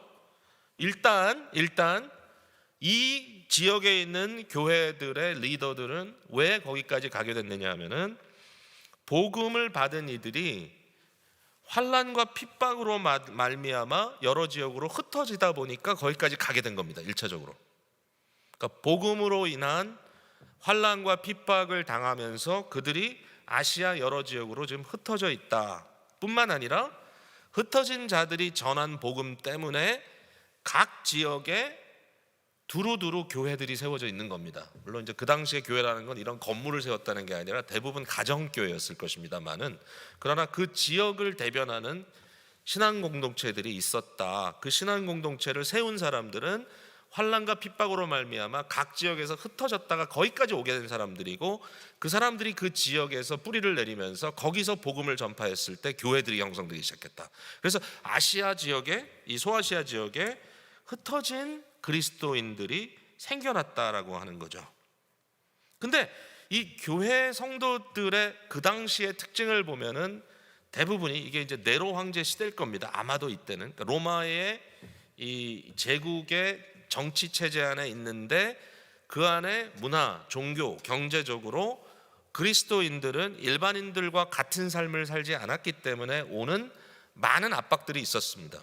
불이익이 있었단 말이죠. 실제적으로 오늘날도 뭐 교회에 대해서 많이들 뭐 이렇게 욕도 하고 그러는데, 그게 과연 교회가 잘못해서 욕을 먹는 건지 아니면 교회의 특징 때문에 욕을 먹는 건지는 조금 우리가 가려야 될 필요가 있어요. 그래서 교회의 특징 때문에 욕을 먹는다 그런 건 좀 감수해야 돼요. 교회는 공동체예요. 그래서 이 공동체성을 어떻게 할 수가 없어요. 교회가 그거를 다 헤쳐버려라, 그건 안 돼요. 예, 안 돼. 물론 이제 방법들은 다를 수가 있지만 교회의 교회됨을, 교회의 공동체성을 욕할 수는 없어요. 뭐 각자 알아서 살면 되지 왜 이렇게 해? 아니에요. 우리는 서로에게 끊임없이 어카운터블 해야 돼요. 예. 아무리 어떠한 시련과 어려움이 온다 할지라도, 심지어는 우리가 대면을 하지는 못할지언정 온라인으로 그냥 예배를 한 군데서 그냥 내가 보고 받는 것뿐만 아니라 우린 끊임없이 서로 인게이지를 해야 되는 존재들이에요. 어카운터빌리티가 없으면, 원하나더링이 없으면 교회가 아니에요. 그러니까 교회는 본질적으로 서로를 받아야 돼요. 그러니까 이러한 교회의 특징 때문에 뭐 욕을 먹는다? 뭐 어쩔 수 없어요. 그러나 교회가 뭘 잘못 판단하고 잘못한다, 그건 욕먹어 싸요. 어쨌든 이 당시의 교회는 이 당시 상황으로 말미암아 어려움을 겪게 돼 있었어요. 뿐만 아니라 이때 어떤 일이 있었냐면은 바울 사도가 로마에서 순교했어요. 대부분 학자들의 견해는 베드로전서는 바울 사도가 순교한 이후에 바울 사도의 전도로부터 시작된 소아시아 지역에 있는 교회들을 위로하기 위해서 당시의 유명한 사도인 베드로가 편지를 쓴 거다, 이렇게 얘기합니다. 그러니까 베드로도 곧 죽을 거예요. 베드로도 십자가에 거꾸로 매달려 죽는 거 여러분 하나의 전설로 알고 있지만 상당히 타당성이 있어요. 그러니까 베드로보다 바울이 먼저 죽었어요. 먼저 순교했어요.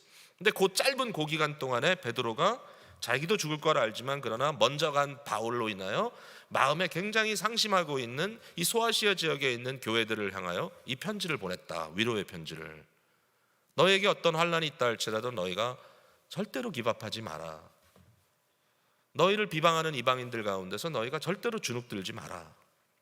너희에게는 분명한 소망이 있고 너희에게 그 소망을 준 그분이 계시고 너희 속에 있는 소망의 이유가 무엇인지를 너희가 마음속에 준비하고 있다가 너희의 착한 행실을 보고 이 세상 사람들이 더 이상 비방하는 것이 너무 리디큘러스하기 때문에 너희들에게 와서 왜 너희들은 그렇게 사니? 라고 질문할 때 너희들은 뚜렷하게 답해라. 예수 그리스도 사건 때문이라고. 이런 거예요. 이런 얘기를 하고 있는 거예요. 자, 근데 여기에 이런 상황 속에 베드로가 이 기쁨을 유발하는 현실에 대해서 오늘 본문 속에 저는 적어도 한 2가지를 말씀하고 있다고 생각해요. 자, 이 2가지를 말씀드리면 오늘은 이제 오늘 할 일은 다 했어요. 도대체 이런 상황 속에 베드로는 어떤 기쁨을 여기서 말하고 있는 것인가? 하나님의 영광스러움을 보고 있어요. 베드로가 이 하나님의 영광스러움을 말하고 있어요. 2가지로 말하고 있어요. 첫 번째 뭐냐면 이 흩어져서 지금 나그네처럼 살고 있는 이 그리스도인들, 이 소아시아에 흩어져 있는 교회들을 통해서 베드로는 하나님의 영광을 보는 거예요. 하나님의 손길을 거기서 보는 거예요. 이게 무슨 얘기냐? 보세요. 여기에 일단 베드로는 그 지역을 일일이 언급합니다. 본도, 갈라디아, 갑바도기아, 아시아, 비두니아. 이 말은 뭐냐면 오르게니제이션이죠. 오르게니제이션. 여러분 우리 여기 볼티모 교회도 여러 교구가 있을 거 아니에요. 교구 이름이 뭔지는 전 잘 모르겠지만 뭐 만약에 1교구에서부터 7교구까지 있다 그러면 1교구, 2교구, 3교구, 4교구, 5교구, 6교구, 7교구 이렇게 일일이 다 불러준다는 말은 뭐냐면 여기에 오르게니제이션을 이해한다는 거 아니에요. 여러분 무작위로 제가 말씀드립니다 이게 아니에요. 여러분 뭐 그냥 교구가 있죠? 알아서 하세요. 이게 아니고 1교구, 2교구, 3교구. 그러니까 지금 이 소아시아에 있는 이 교회들에 대해서 베드로는 오르게나이즈를 하고 있는 거예요. 지역적으로 오르게나이즈를 한 거예요. 그래서 자, 여기에 본도 지역, 갈라디아 지역, 갑바도기아 지역, 아시아 지역, 비두니아 지역 이렇게 하다 보니까 소아시아가 다 커버됐네. 이 모든 지역에 흩어져 있는 교회들에 대해서 이야기를 합니다. 골고루 펼쳐져 있습니다. 각 지역에 고르게 펴져서 존재하면서 있는 곳마다 소망의 꽃을 피우고 있다. 지금 거기에 모두가 다 죽을 지경이지만 그들이 있는 모든 곳에서 예수 그리스도의 부활의 소문을 퍼뜨리고 있다. 저들은 누룩과 같은 존재들이잖아요. 그러니까 거기에서 예수 그리스도의 부활의 소문을 퍼뜨리고 있고 우리의 인생이 이게 다가 아닙니다 라고 하는 루머를 퍼뜨리고 있습니다. 로마 제국이 궁극적인 나라가 아닙니다. 이 왕국이 궁극적인 나라가 아니라 그리스도 예수 참된 왕이 다스리는 하나님의 나라가 있습니다 라고 이야기를 하고 있어요. 거기서 로마 제국에서는 그건 거짓 뉴스, 가짜 뉴스라고 자꾸 페이크 뉴스라고 얘기하겠지만 저들은 알죠. 그게 아니라는 걸. 이게 진짜라는 걸. 눈에 보이는 현상밖에는 이야기할 수 없는 그런 이야기가 아니라 믿음으로 그리스도 예수께서 이 땅에 오신 그분께서 어떤 일을 하셨는지를 직접 목격한 자들도 있고 베드로처럼 그것에 대한 이야기를 충분히 듣고 설득받은 자들 뿐만 아니라 저들 속에 역사하는 성령님의 감화 감동을 받은 자들이 누룩처럼 곳곳에서 이 소문을 펼쳐나가고 있다. 지금 이걸 보는 거죠. 여러분 흩어졌다 그랬습니다. 여기 흩어졌다는 말은 되게 서글픈 일이죠. 흩어지는 것. 이 디에스포라라는 말이 여기서 나옵니다. dispersion. 흩어진 나그네다. 제가 최근에 이민자들에 대한 좀 생각을 좀 마음속에 이렇게 해보면서 야 진짜 우리 한인 이민자들 정말 대단하다라는 생각을 많이 하게 됐어요. 사실 요즘에 특별히 이제 비즈니스들이 다 이렇게 꼬라박으면서 이거 나중에 팔아서 은퇴를 해야 되는데 이거 은퇴 자금 다 날라가고 뭐 준비한 것도 별로 없고, 그래서 1세들이 지금 1세도 좀 끝자락이잖아요. 이미 다 앞서가신 지금 80대 90대 1세도 계시고 이제 70년대 이민 온 분들 기준으로 얘기하면 그러니까 그 뒤에 이제 60대 중반 후반으로 넘어가면서 이제 은퇴하셔야 되는데 지금 비즈니스 다 날라가고 이래가지고 어쩔 바를 모르는 이제 약간 그런 상태에서 근데 이제 이민자들이 좀 한편으로는 되게 서글퍼요. 왜냐하면 한국에 남아 있는 사람이 너무 잘 사는 거예요. 도대체 우리 뭐 했지?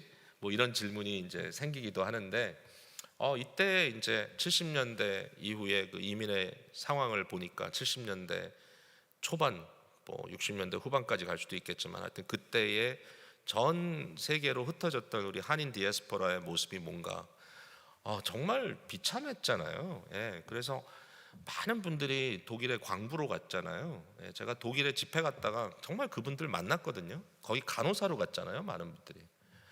뭐 그분들이 거기서 이렇게 조직까지 하고 교회도 지켜가면서 아주 얼마나 단단하게 사시는지 몰라요. 근데 참 그분들 그냥 손만 잡아도 뭔가 이렇게 좀 뭉클한 게 있어요. 그때 그쪽 가셨던 분들이 또 많은 분들이 북미주로 다시 이주 오셨어요. 그래서 캐나다나 미국에 많이들 사세요 또. 근데 어쨌든 광부로 가고 그분들 중에는 정말 아주 기술자들도 많은데 완전히 가가지고 막노동 최악의 상태에서 뭐 이런 일들을 했던 거잖아요. 뭐 그 이후에 중동으로 가신 분들 근로자로 가셔가지고 중동에서 정말 뼈 빠지게 일하고 뭐 심지어는 일부는 베트남에 전쟁터로 나가고 또 한국의 수많은 고아들은 수십만 명이 외국으로 팔려 나가고 여러분 그 가운데 뭐 세계 곳곳으로 이민 갔잖아요. 남미로도 이민 가고 중미로도 이민 가고 제가 77년도에 이민 비행기를 tas는데 어린 나이에 13살이었습니다. 제가 그때 비행기를 탔는데 같은 비행기를 타고 오는데 한국 분들이 이민을 떠나시는 분들이라서 저 이제 이야기를 나누다가 제가 얘기한 건 옆에서 얘기하는 게 엿들은 건데 그 몇몇 분들이 하는 말씀들이 우리는 우리가 가는 목적지에 이제 미국 북미주 서부의 어떤 도시인데 글로 갔다가 자기들은 비행기를 곧바로 갈아타고 남미로 간다는 거예요. 남미로 이주를 간다 그러면서 우리는 여기서 내린다 그러니까 너무 부러워하시더라고요. 굉장히 힘든 여정. 또 거기 가셨다가 또 북미주로 많이 오셨잖아요. 다시 남미 가셨다가 중미 가셨다가 어쨌든 이런 수많은 이민자들 그나마 북미주로 온 사람들에 대해서 부러웠다고 하지만 여러분 요새 미나리라는 영화가 화제잖아요. 그 영화를 보면 이제 그 당시 70년대 후반 80년대 초반에 이 젊은 가정인데 이제 미국에 와서 살아가는 그 첫 모습을 그려준 거잖아요. 사실 여러분도 아시죠? 남쪽에 가면 그 병아리 분별사들 뭐 따님 아니면 닭 공장에서 일하는 분들 진짜 많았잖아요. 영주권 받으려고. 그런 분들에 대한 이야기인 거죠, 결국은. 그래서 이제 이런 이야기들 쭉 우리가 생각해 볼 수 있는데 최근에 제가 이제 인터넷을 좀 찾아보니까 한국의 외교부에서 발표한 것에 의하면 지금 현재 한인들이 세계 몇 개국에 나가 있을 것 같아요, 여러분? 197개국에 나가 있답니다, 한인들이. 그러니까 전 세계에 가장 많은 나라에 흩어져 있는 민족이 한민족입니다. 중국인들은 숫자는 많은데 나라 개수로는 한민족이 제일 많아요. 197개국에 흩어져 있고요. 그리고 이 흩어진 인구는 한 750만 명 정도가 되고요. 제일 많은 인구는 북미주에 있습니다. 그 중에. 근데 이제 북미주 다음에는 이제 동북아시아 지역에 있습니다. 중국, 뭐 일본 이렇게 포함해가지고. 근데 어쨌든 이 어마어마한 이 지금 디아스포라가 우리 한인 커뮤니티에도 이루어졌는데 194개국, 제가 7개국이라 했나? 194개국이네. 194개국이나 흩어진 이유 중에 하나가 뭐냐면은 선교사들이 많이 나갔기 때문이에요. 사실은 이 중에는 남들이 안 가는 곳에 가 있는 분들이 계셔. 근데 한인들이 있는 곳마다 어디든지 신앙 공동체들이 있어요. 정말로 있어요. 가보면 놀랄 정도예요. 여러분 들어보셨죠? 코스타라는 집회가 있어요. 근데 이제 미주 코스타가 시작을 했는데 지금은 이제 미주 코스타와 국제 코스타가 이제 나뉘어 있어요. 근데 이 국제 코스타에 여러분 그 인터넷 그 웹사이트에 들어가 보면 매년마다 국제 코스타가 전 세계적으로 진행하는 집회가 29번 진행이 돼요. 전 세계적으로. 근데 뭐 러시아에서 코스타 집회는 이미 여러 번 했고, 수년 전부터 뉴질랜드도 여러 번 했고, 베트남에 시작된 지도 벌써 꽤 오래됐고요. 유럽도 있어요. 유럽도 북유럽, 남유럽도 따로 하고, 그 다음에 아프리카에도 코스타 집회를 합니다. 미국뿐만 아니라. 근데 저는 미국 코스타, 카나다 코스타, 그 다음에 남유럽 코스타 정도는 참여를 해봤어요. 강사로. 근데 가봤는데 너무너무 놀라운 게 수백 명씩 모여요, 젊은이들이. 그러니까 제가 남유럽 코스타를 가서 본 것을 그때 너무 힘들었어요. 제가 너무 힘들었어요. 뭐 피값도 제대로 안 돼가지고 거의 하루를 반나절을 공항에 있다가 뭐 또 장소를 못 찾아가지고 저 운전해 주는 사람이 첫날 도착을 해서 설교를 해야 되는데 도착은 못하고 새벽 2시에 도착하고 막 너무 힘들었는데, 가서 보니까 그 수백 명의 청년들이 모여 있는데 정말 희한하더라고요. 얘네들이 생김새도 좀 달라요. 패션도 더 달라요. 이렇게 얘기하는 거 보면 불어하는 애들이 있고요, 옆에서 스페인어 하는 애들이 있고요, 이탈리아어 하는 애들이 있고요. 다 자기 말해요. 근데 모든 아이들이 공통적으로 한국말과 영어를 해요. 신기해요.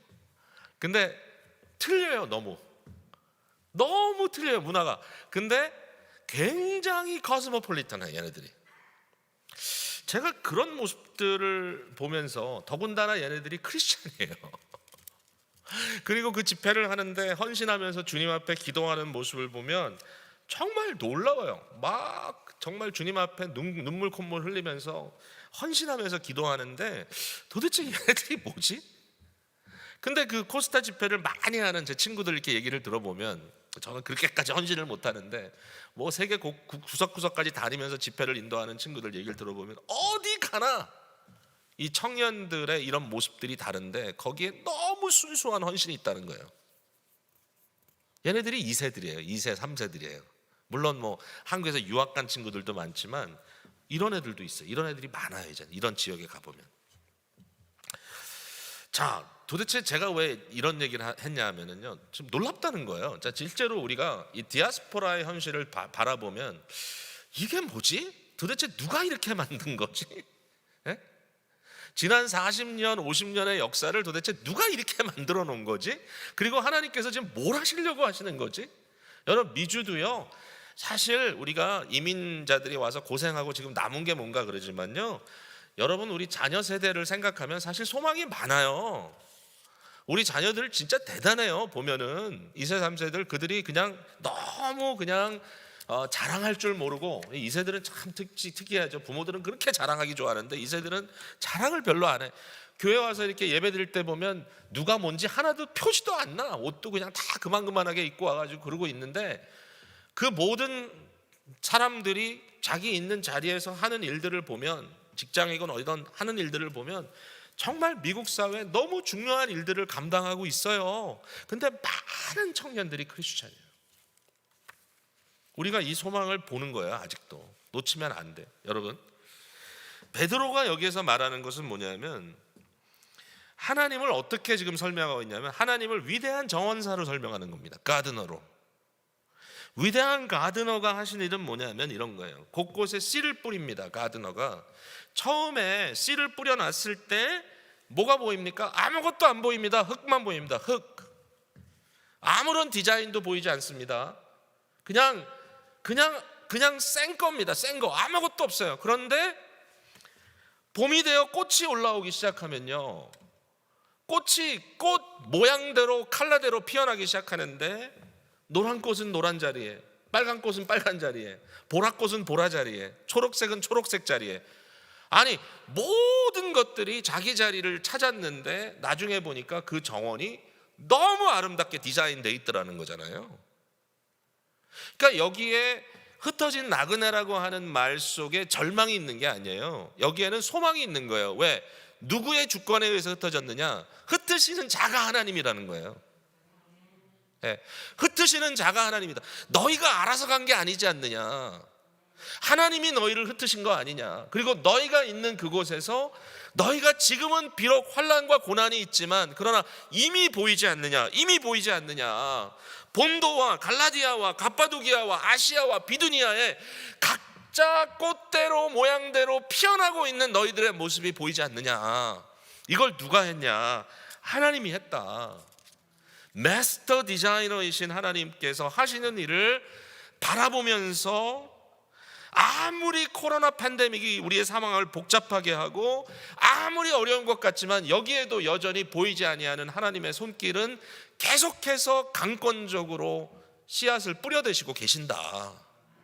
이 역사가 이루어지고 있다. 지금 God is at work. 그래서 우리 기뻐한다는 거예요. 우리의 눈은 믿음으로 보는 것이고 그리스도 안에서 하나님의 역사를 볼 수 있는 눈이 생겼기 때문에 이런 거예요. 자, 하나만 더 얘기하고 말씀 마칠게요. 두 번째는 뭐냐면 구원의 역사 속에 뭐가 보이기 시작했냐면 삼위 하나님의 사랑 공동체가 보이기 시작했어요. 도대체 무슨 얘기냐? 삼위 하나님의 역사가 보이는 거예요. 여기 베드로가 2절에 보니까 곧 하나님 아버지의 미리 하심을 따라 성령이 거룩하게 하심으로 순종함과 예수 그리스도의 핏부림을 얻기 위하여 택하심을 받은 자들에게 편지하노니. 이게 무슨 얘기입니까? 앞서 말한 그 흩어진 나그네가 그냥 흩어진 나그네가 아니라 너희는 하나님이 선택한 자들이다. God chose you. 하나님이 너희를 선택해서 지금 너희가 그 자리에 있는 것이다. 근데 그 얘기를 하면서 여기에 삼위일체 하나님을 언급합니다. 아버지, 성자 그리스도, 성령님.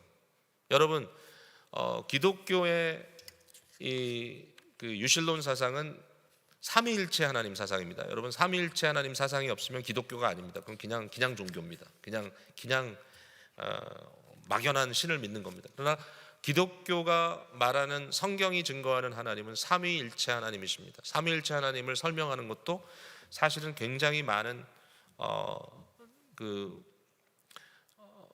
시간과 또 노력이 필요하겠지만 그러나 삼위일체에 대한 생각을 하면 할수록 저는 참 점점 더 매료가 되네요. 삼위일체 하나님에 대한 이 신학이 너무너무 매력적이네요. 시간이 지날수록 조금씩 더 알아갈수록 이것이 혼란스럽거나 또는 이것이 전혀 믿어지지 않는 너무나 헷갈리는 게 아니라 너무 아름답네요. 삼위일체 하나님이 너무 조화가 보이고 완벽함이 보이고. 여러분, 하나님은 일치이죠. 한 분이시죠. 일치성을 지니고 있죠. 근데 하나님은 일치성만 갖고 계시면 완벽하지가 않죠. 하나님은 사회성을 또 갖고 계시죠. 사회성, 관계성과 일치성, 이것이 완벽하게 하나로 이루어진 것이 삼위일체 하나님의 모습입니다. 하나님은 완벽한 존재입니다. 그러므로 하나님은 홀로 계셔도 외롭지 않습니다. 왜냐하면 사회성을 지니고 있기 때문에. 하나님은 이걸 삼위일체를 다르게 얘기하면 사랑 공동체입니다. 근데 이 삼위일체 하나님이 구원의 역사 속에 자신의 사역을 펼쳐내셨습니다. 근데 이걸 이제 베드로가 이렇게 설명하는 거예요. 성부 하나님께서 택하셨고 미리 아심을 따라 택했다는 그런 표현을 하지만 엄밀히 논리적으로 따져보면 미리 아심과 택하심은 절대로 다른 액션일 수가 없습니다. 아셨다는 것은 주권적으로 아신 거기 때문에 그게 곧 택하심이고, 택하셨다는 말씀은 아셨다는 것이기 때문에 그게 곧 아신 것이고, 이건 이제 같은 말을 앞뒤로 이제 쓴 건데 성부 하나님의 계획에 따라 이렇게 보면 되겠죠. 계획에 따라 때가 되매 성자 그리스도께서 핏뿌리러 오셨고, 핏뿌림, 십자가의 핏뿌림, 그리고 예수 그리스도의 정결케 하시는 핏뿌림을 받은 이후에 그 뿌려지신 피를 시간과 공간을 초월해서 구원받을 자들의 심령을 정결케 하기 위하여 뿌려내시는 분이 성령님이십니다. 그 얘기가 써 있잖아요. 성부의 계획하심, 성자의 피 뿌리심, 성령의 정결케 하심. 이 삼위 하나님의 역사가 있다. 이것을 베드로가 본 거죠. 어떻게 봤습니까? 일단은 계획이 있다는 거죠. 이게 플랜이 있다. 앞서 이제 이 흩어진 나그네도 계획이 보였던 것처럼 창세기 1장에서도 쭉 봤을 거 아니에요. 베드로가 구약 성경을 꽤 많이 봤겠죠. 여러분 통달했겠죠. 그 안에 모든 것이 예언과 성취로 되어 있고, 심지어는 이 세상에 일어났다가 다시 망하는 여러 제국들에 대한 그 모든 것조차도 성경 말씀에 다 예언돼 있네. 다니엘서를 보면 다 나오잖아요. 그죠? 네? 바벨론, 메데파사 쭉 나오잖아요. 그 다음에 헬라, 그 다음에 로마 쭉 나오잖아요. 그러니까 이 모든 것들이 하나님의 어떤 계획 속에 있구나. 우리의 구원이 계획 속에 있구나. 본디오 빌라도 시대에 그리스도께서 이 땅에 오셔서 이처럼 그의 모든 사역을 하셨을 때 그가 하신 모든 일들은 구약의 예언들을 그대로 성취시킨 것이고, 그 많은 이야기들이 복음서에 담겨 있잖아요.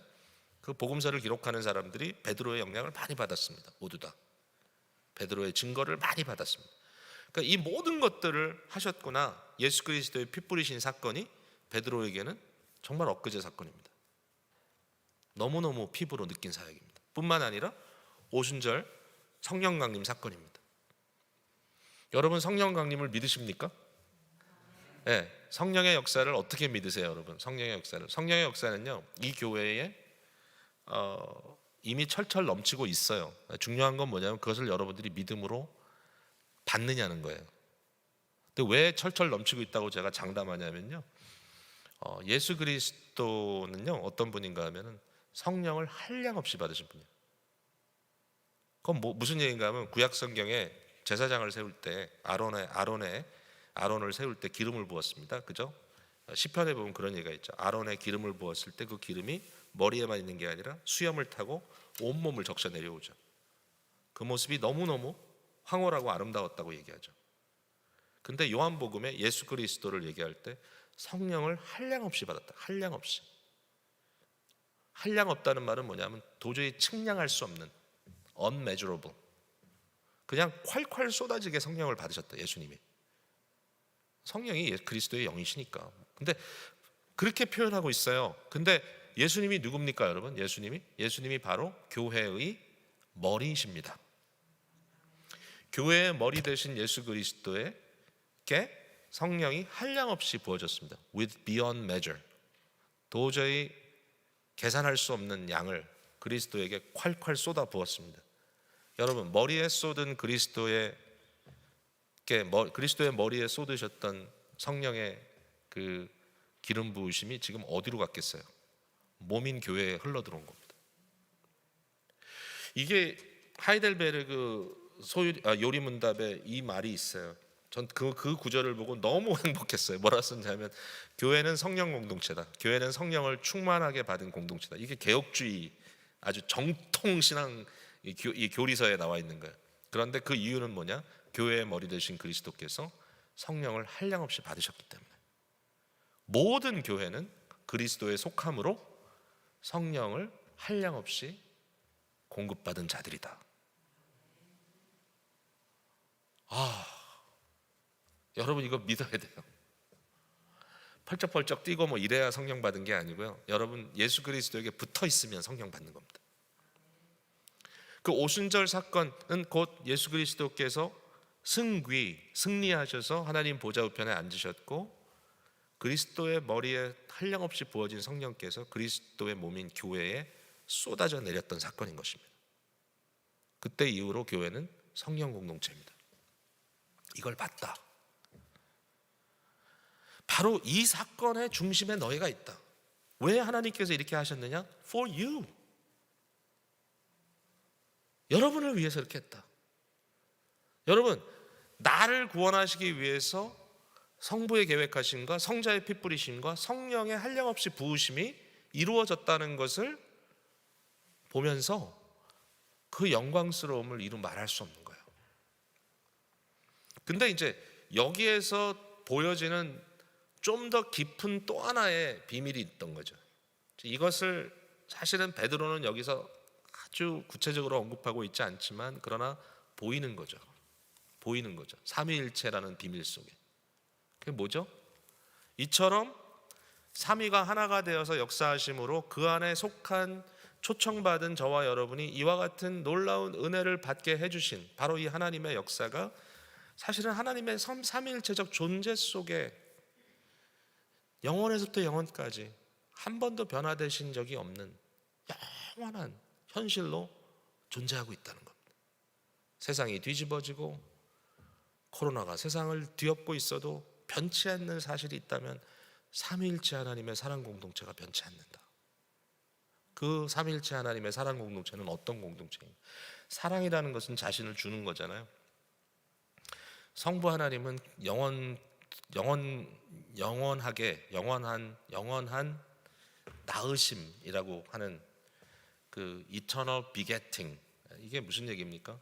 성부는 성자를 영원토록 낳으신다. 이 말은 태어나는 날짜가 있고 뭐 있다 이런 말이 아니고요. 영원이란 말은 시작도 끝도 없는 겁니다. 영원은 그 상태입니다. 상태라는 표현도 어떻게 보면 좀 부족할 수 있습니다. 중요한 건 뭐냐면 아버지는 끊임없이 아들을 내어놓으십니다. 이 낳는다는 것은 주는 겁니다. 자기 자신을. 아기를 낳아본 어머니들은 다 알죠. 자기의 일부를 내놓는 것입니다. 아버지와 아들의 관계는 영원한 낳으심, 그리고 성부와 성자는 끊임없이 성령을 내어주십니다. 이거를 이제 eternal, 영원한 proceeding, 나오심, 내어주심, eternal begetting, 영원한 낳으심, eternal proceeding, 영원한 내어주심. 끊임없이 성부와 성자는 성령을 내어주시고요, 성자는 끊임없이 자기 자신을 성령께 복종시키시고요, 성부께 순종하고요. 셀프 서렌더, 예수 그리스도의 겟세마네의 기도, 내 뜻대로 마옵시고 아버지 뜻대로 하옵소서는 그 순간에 갑작스럽게 나타난 것이 아니라 우리 개혁주의 신앙에 나오죠. 이미 만세 전에, 모든 것이 창조되기도 이전에 구원 언약이라는 게 있었고 거기에 성부와 성자의 약속이 이미 있었다. 때가 되면 그리스도께서 이처럼 순종하심으로 구원을 이루실 것을. 근데 그것이 느닷없이 나타난 것이 아니라 그리스도 예수는 영원토록 순종하시는 아들이다. 빌립보서 2장에 말한 것처럼 십자가에 죽기까지 복종하셨다. 이게 사랑입니다. 사랑. 자기 자신을 끝까지 서렌더하는 사랑. 그리고 성령님의 모습을 보면 자기의 영광을 구하지 않고 끝까지 예수 그리스도만 증거합니다. 여러분, 성령의 사역은 그리스도의 사역과 동일합니다. 그리스도의 사역이 아닌 것을 성령이 사역하시는 게 아니고요, 성령께서 하시는 것은 그리스도의 말씀을 그대로 생각나게 하시고 그리스도의 사역을 그대로 재현하시고 그리스도의 사역을 그대로 적용하시고 모든 것이 그리스도께 속한 것입니다. 참 희한합니다. 성부, 성자, 성령의 이 관계, 끊임없이 자기를 내어주시는 이 완벽한 사랑의 공동체, 이게 하나님입니다. C.S. 루이스라는 분은 이 삼위일체 하나님의 완벽한 공동체의 모습을 멈춰있는 모습이 아니라 끊임없이 움직이는 모습으로 보았습니다. 그는 이것을 하나의 드라마로 보았습니다. 끊임없이 펼쳐지는 하나님의 라이프. 더 멋진 표현은 그는 이것을 춤으로 보았습니다. 춤. 삼위일체 하나님의 끊임없이 자기를 내어주시는 사랑의 공동체는 춤이다. 춤. 근데 이 춤이 여기 춤이 있는 게 아니라 이 온 우주를 감싸고 있는 춤이다. 온 우주는 하나님의 춤으로 가득 차 있다. 이사야 선지자가 성전에 들어가서 기도하는데 하나님의 보좌를 보았습니다. 하나님의 보좌에서부터 그의 옷자락이 성전 구석구석까지 가득 채웠다. 여러분 한번 상상해 보세요. 삼위일체 하나님의 영광스러운 자기 주심, 사랑 공동체의 이 역동적인 춤을 추시는데 하나님의 옷자락이 온 우주를 구석구석까지 덮고 있는 그 모습을 상상해 보십시오. 상상할 수 있다면 거대하죠. 멋지죠. 근데 우리 예수님께서 요한복음 17장에 성부 하나님께 이렇게 기도합니다. 주여, 아버지여, 아버지와 내가 하나인 것처럼 저들도 하나 되게 하옵소서. 아버지와 내가 영광 가운데 있는 것처럼 저들도 우리의 영광을 보게 해 주십시오. 참 예수님은 대단하신 분이에요. 끊임없이 우리를 끌고 들어가셔요. 어디까지? 삼위일체 하나님의 사랑의 공동체의 우주적 춤, 우주적 댄스의 그 역동적인 회오리바람처럼 온 빛을 휘감으면서 온 우주를 확 싸가고 계시는 그 삼위일체 하나님의 너무너무 위대한 현실 속에 우리를 끊임없이 끌고 들어가시려고 하십니다. 그 교통 속으로, 그 교제 속으로, 그 사랑의 역동 속으로, 그 사랑의 나눔 속으로 우리를 끌고 들어가려고 하신다.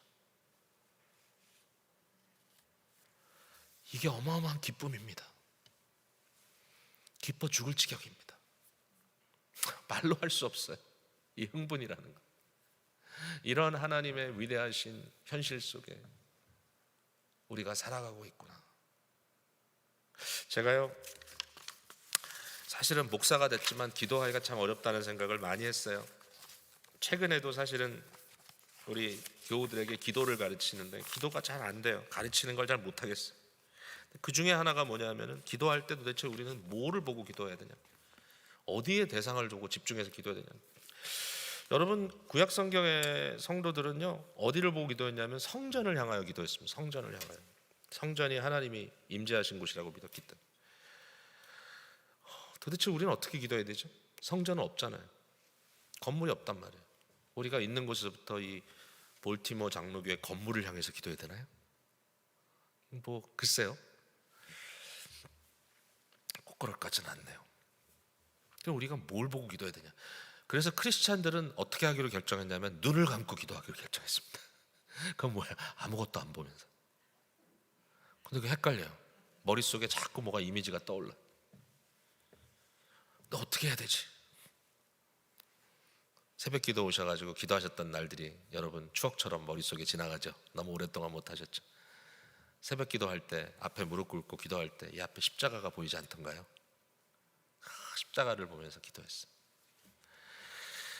도대체 내가 뭘 향해 기도를 해야 되냐, 이것 가지고도 쉽지 않더라고요. 내가 믿음의 눈을 열어서 하늘 보좌에 계신 하나님을 바라보면서 기도해야 되는데 하나님이 어떻게 생겼는지, 보좌가 보니까 뭐 보좌가 있고 거기에 무지개가 있고 뭐 거기에 뭐 황옥 보석이 있고, 이걸 이렇게 생각해야 되나? 근데 어느 날 그냥 최근에 이런 생각을 많이 하다가 제가 그 마음속에 품게 된 게 삼위일체 하나님의 역동적인 사랑의 역사 속에 내가 그냥 푹 들어가서 기도하는 거구나. 거기에 그냥 잠기는 거구나. 성경에 보면 이런 말씀이 있죠. 하나님의 그 보호의 날개 아래 우리를 품으신다고요. 그래서 어느 순간부터가 그냥 기도하면 내가 하나님을 향하여 기도한다, 뭐 어떻게 기도한다, 이런 고민 다 없애버리고 그 순간에 나를 뒤덮고 계시는 하나님의 임재를 생각해. 그의 날개에 나를 품으시고, 근데 정말 기분 좋을 때는 하나님과 함께 그의 우주적인 사랑 공동체의 춤 속에 들어가 가지고 하늘을 훨훨 나는 것 같아요. 그 기쁨 속에 하나님과 함께 온 우주를 휘저으면서 하나님의 영광에 동참하며 기도한다. 와, 여러분, 생각하면 할수록 생각할 것도 많고요. 그리고 너무 어마어마해요, 하나님의 실제가. 그런데 그 하나님의 실제가 너무 가까이 와 계세요.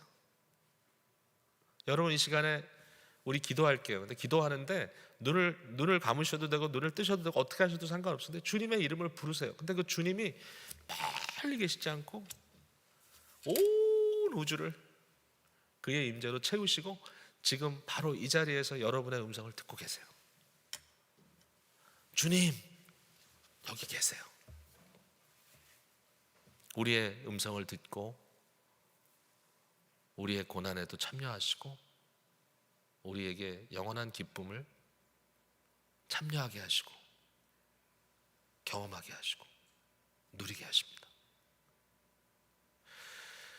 자, 여러분, 오늘 많은 말씀을 들어서 제가 좀 한편으로는 좀 더 이렇게 엑기스만 딱 준비해서 드렸으면 더 좋지 않을까라는 생각이 들기도 하는데, 어쨌든 로마서 5장 그리고 베드로전서 1장 1절에서 2절 말씀을 여러분께 좀 펼쳐보았습니다. 여러분, 이 말씀 마음에 품고 주님의 기쁨에 마음껏 들어가시는 여러분들 되시기를 주님의 이름으로 축복을 드립니다. 기도하겠습니다. 이 시간에 우리 함께 기도할게요. 여러분 같이 있는 자리에서, 가정에 계시면 가정에서, 또 이 자리에 함께 하신 여러분들, 여러분 있는 자리에서 주님의 이름을 부르시면서 기도하실 때 멀리 계신 하나님이시기 때문에 우리가 막 큰 소리로 아우성쳐야 되는 것이 아니고, 물론 우리가 갈급한 심령으로 주께 부르짖을 수 있습니다.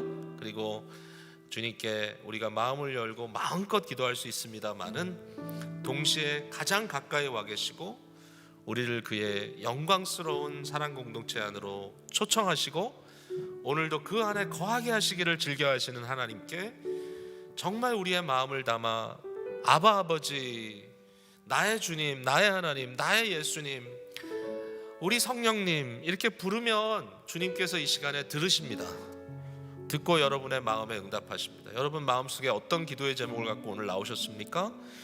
주님, 우리를 좀 새롭게 하시고 이 시간에 영적인 각성을 우리 가운데 있게 하여 주옵소서. 성령의 은혜를 부어주십시오.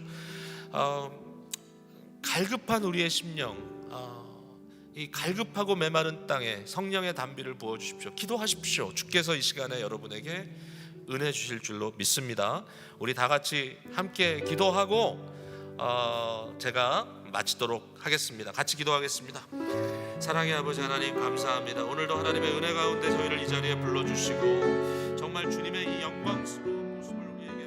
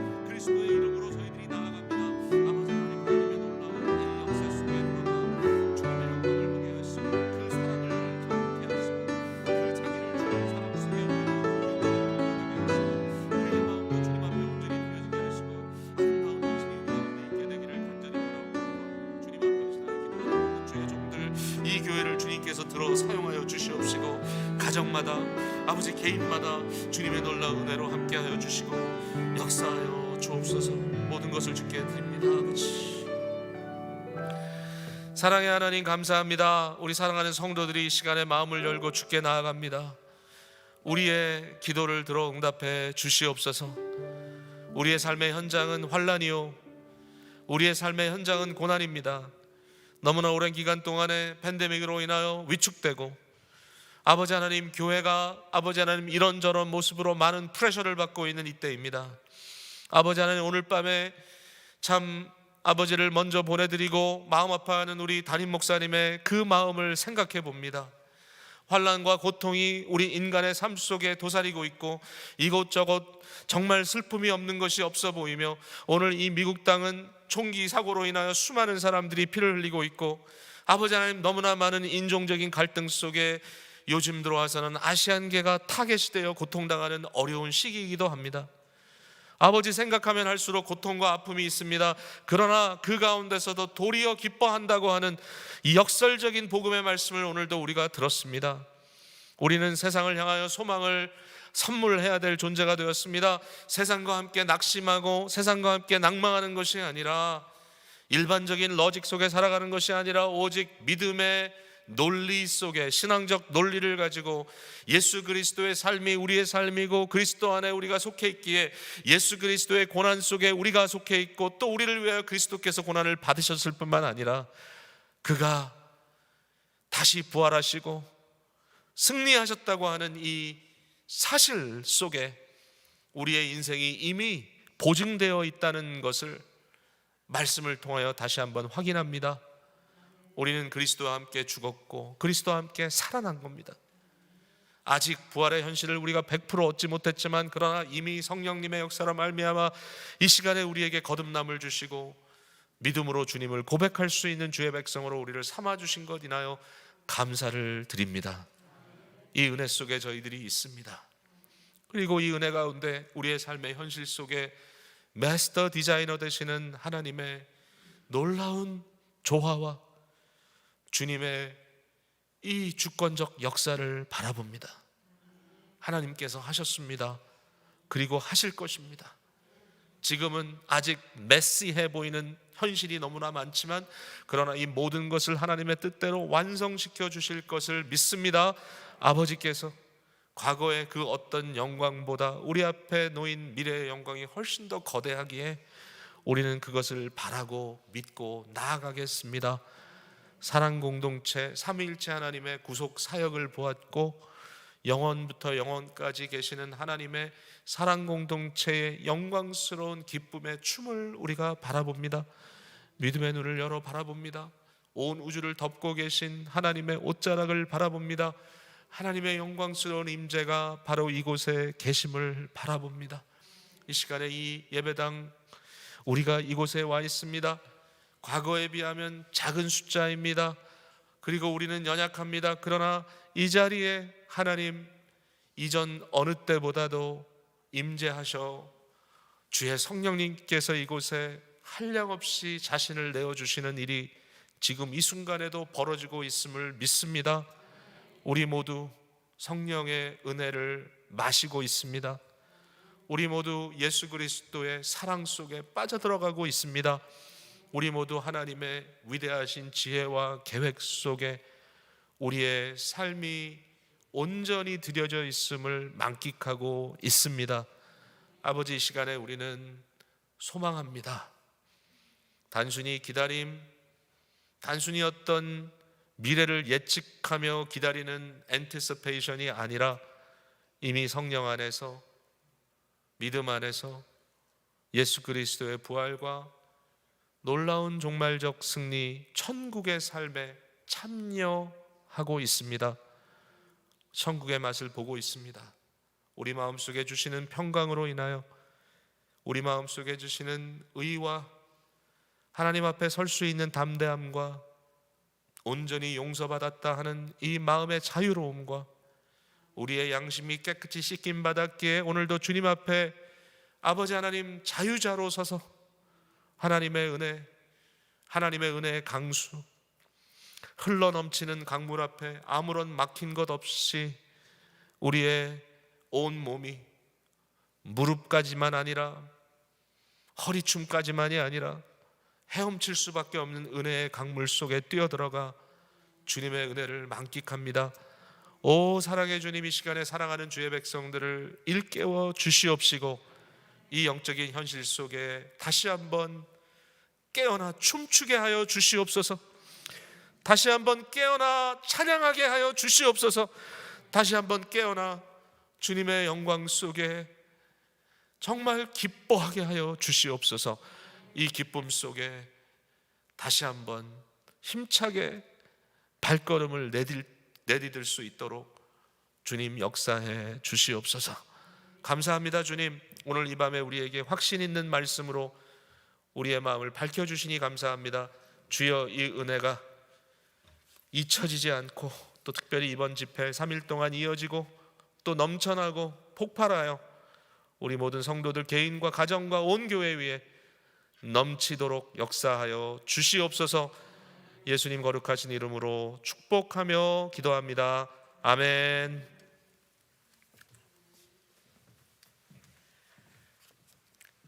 할렐루야. 이 귀한 말씀 붙들고 이제 깨어난 마음으로 찬송가 370장 찬양하시겠습니다.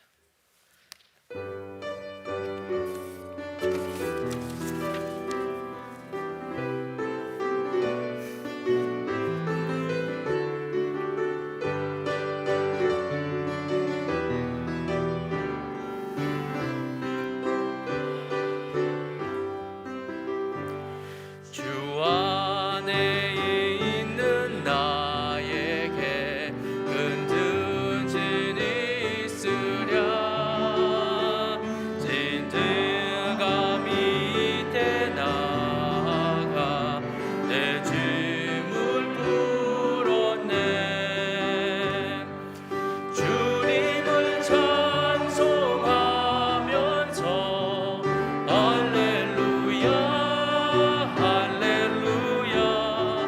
내 앞길 넓고 험해도 나 주님만 따라가리. 그 두려움이 변하여 내 기도 되었고 전날의 한숨 변하여 내 노래 되었네. 아멘. 주님을 찬송하면서 할렐루야 할렐루야. 내 앞길 멀고 험해도 나 주님만 따라가리. 내 주는 자비하셔서 늘 함께 계시고 내 궁핍함을 아시고 늘 채워주시네. 주님을 찬송하면서 할렐루야 할렐루야. 내 앞길 멀고 험해도 나 주님만 따라가리. 내 주와 맺은 언약은 영불변하시니 그 나라 가기까지는 보호하시네.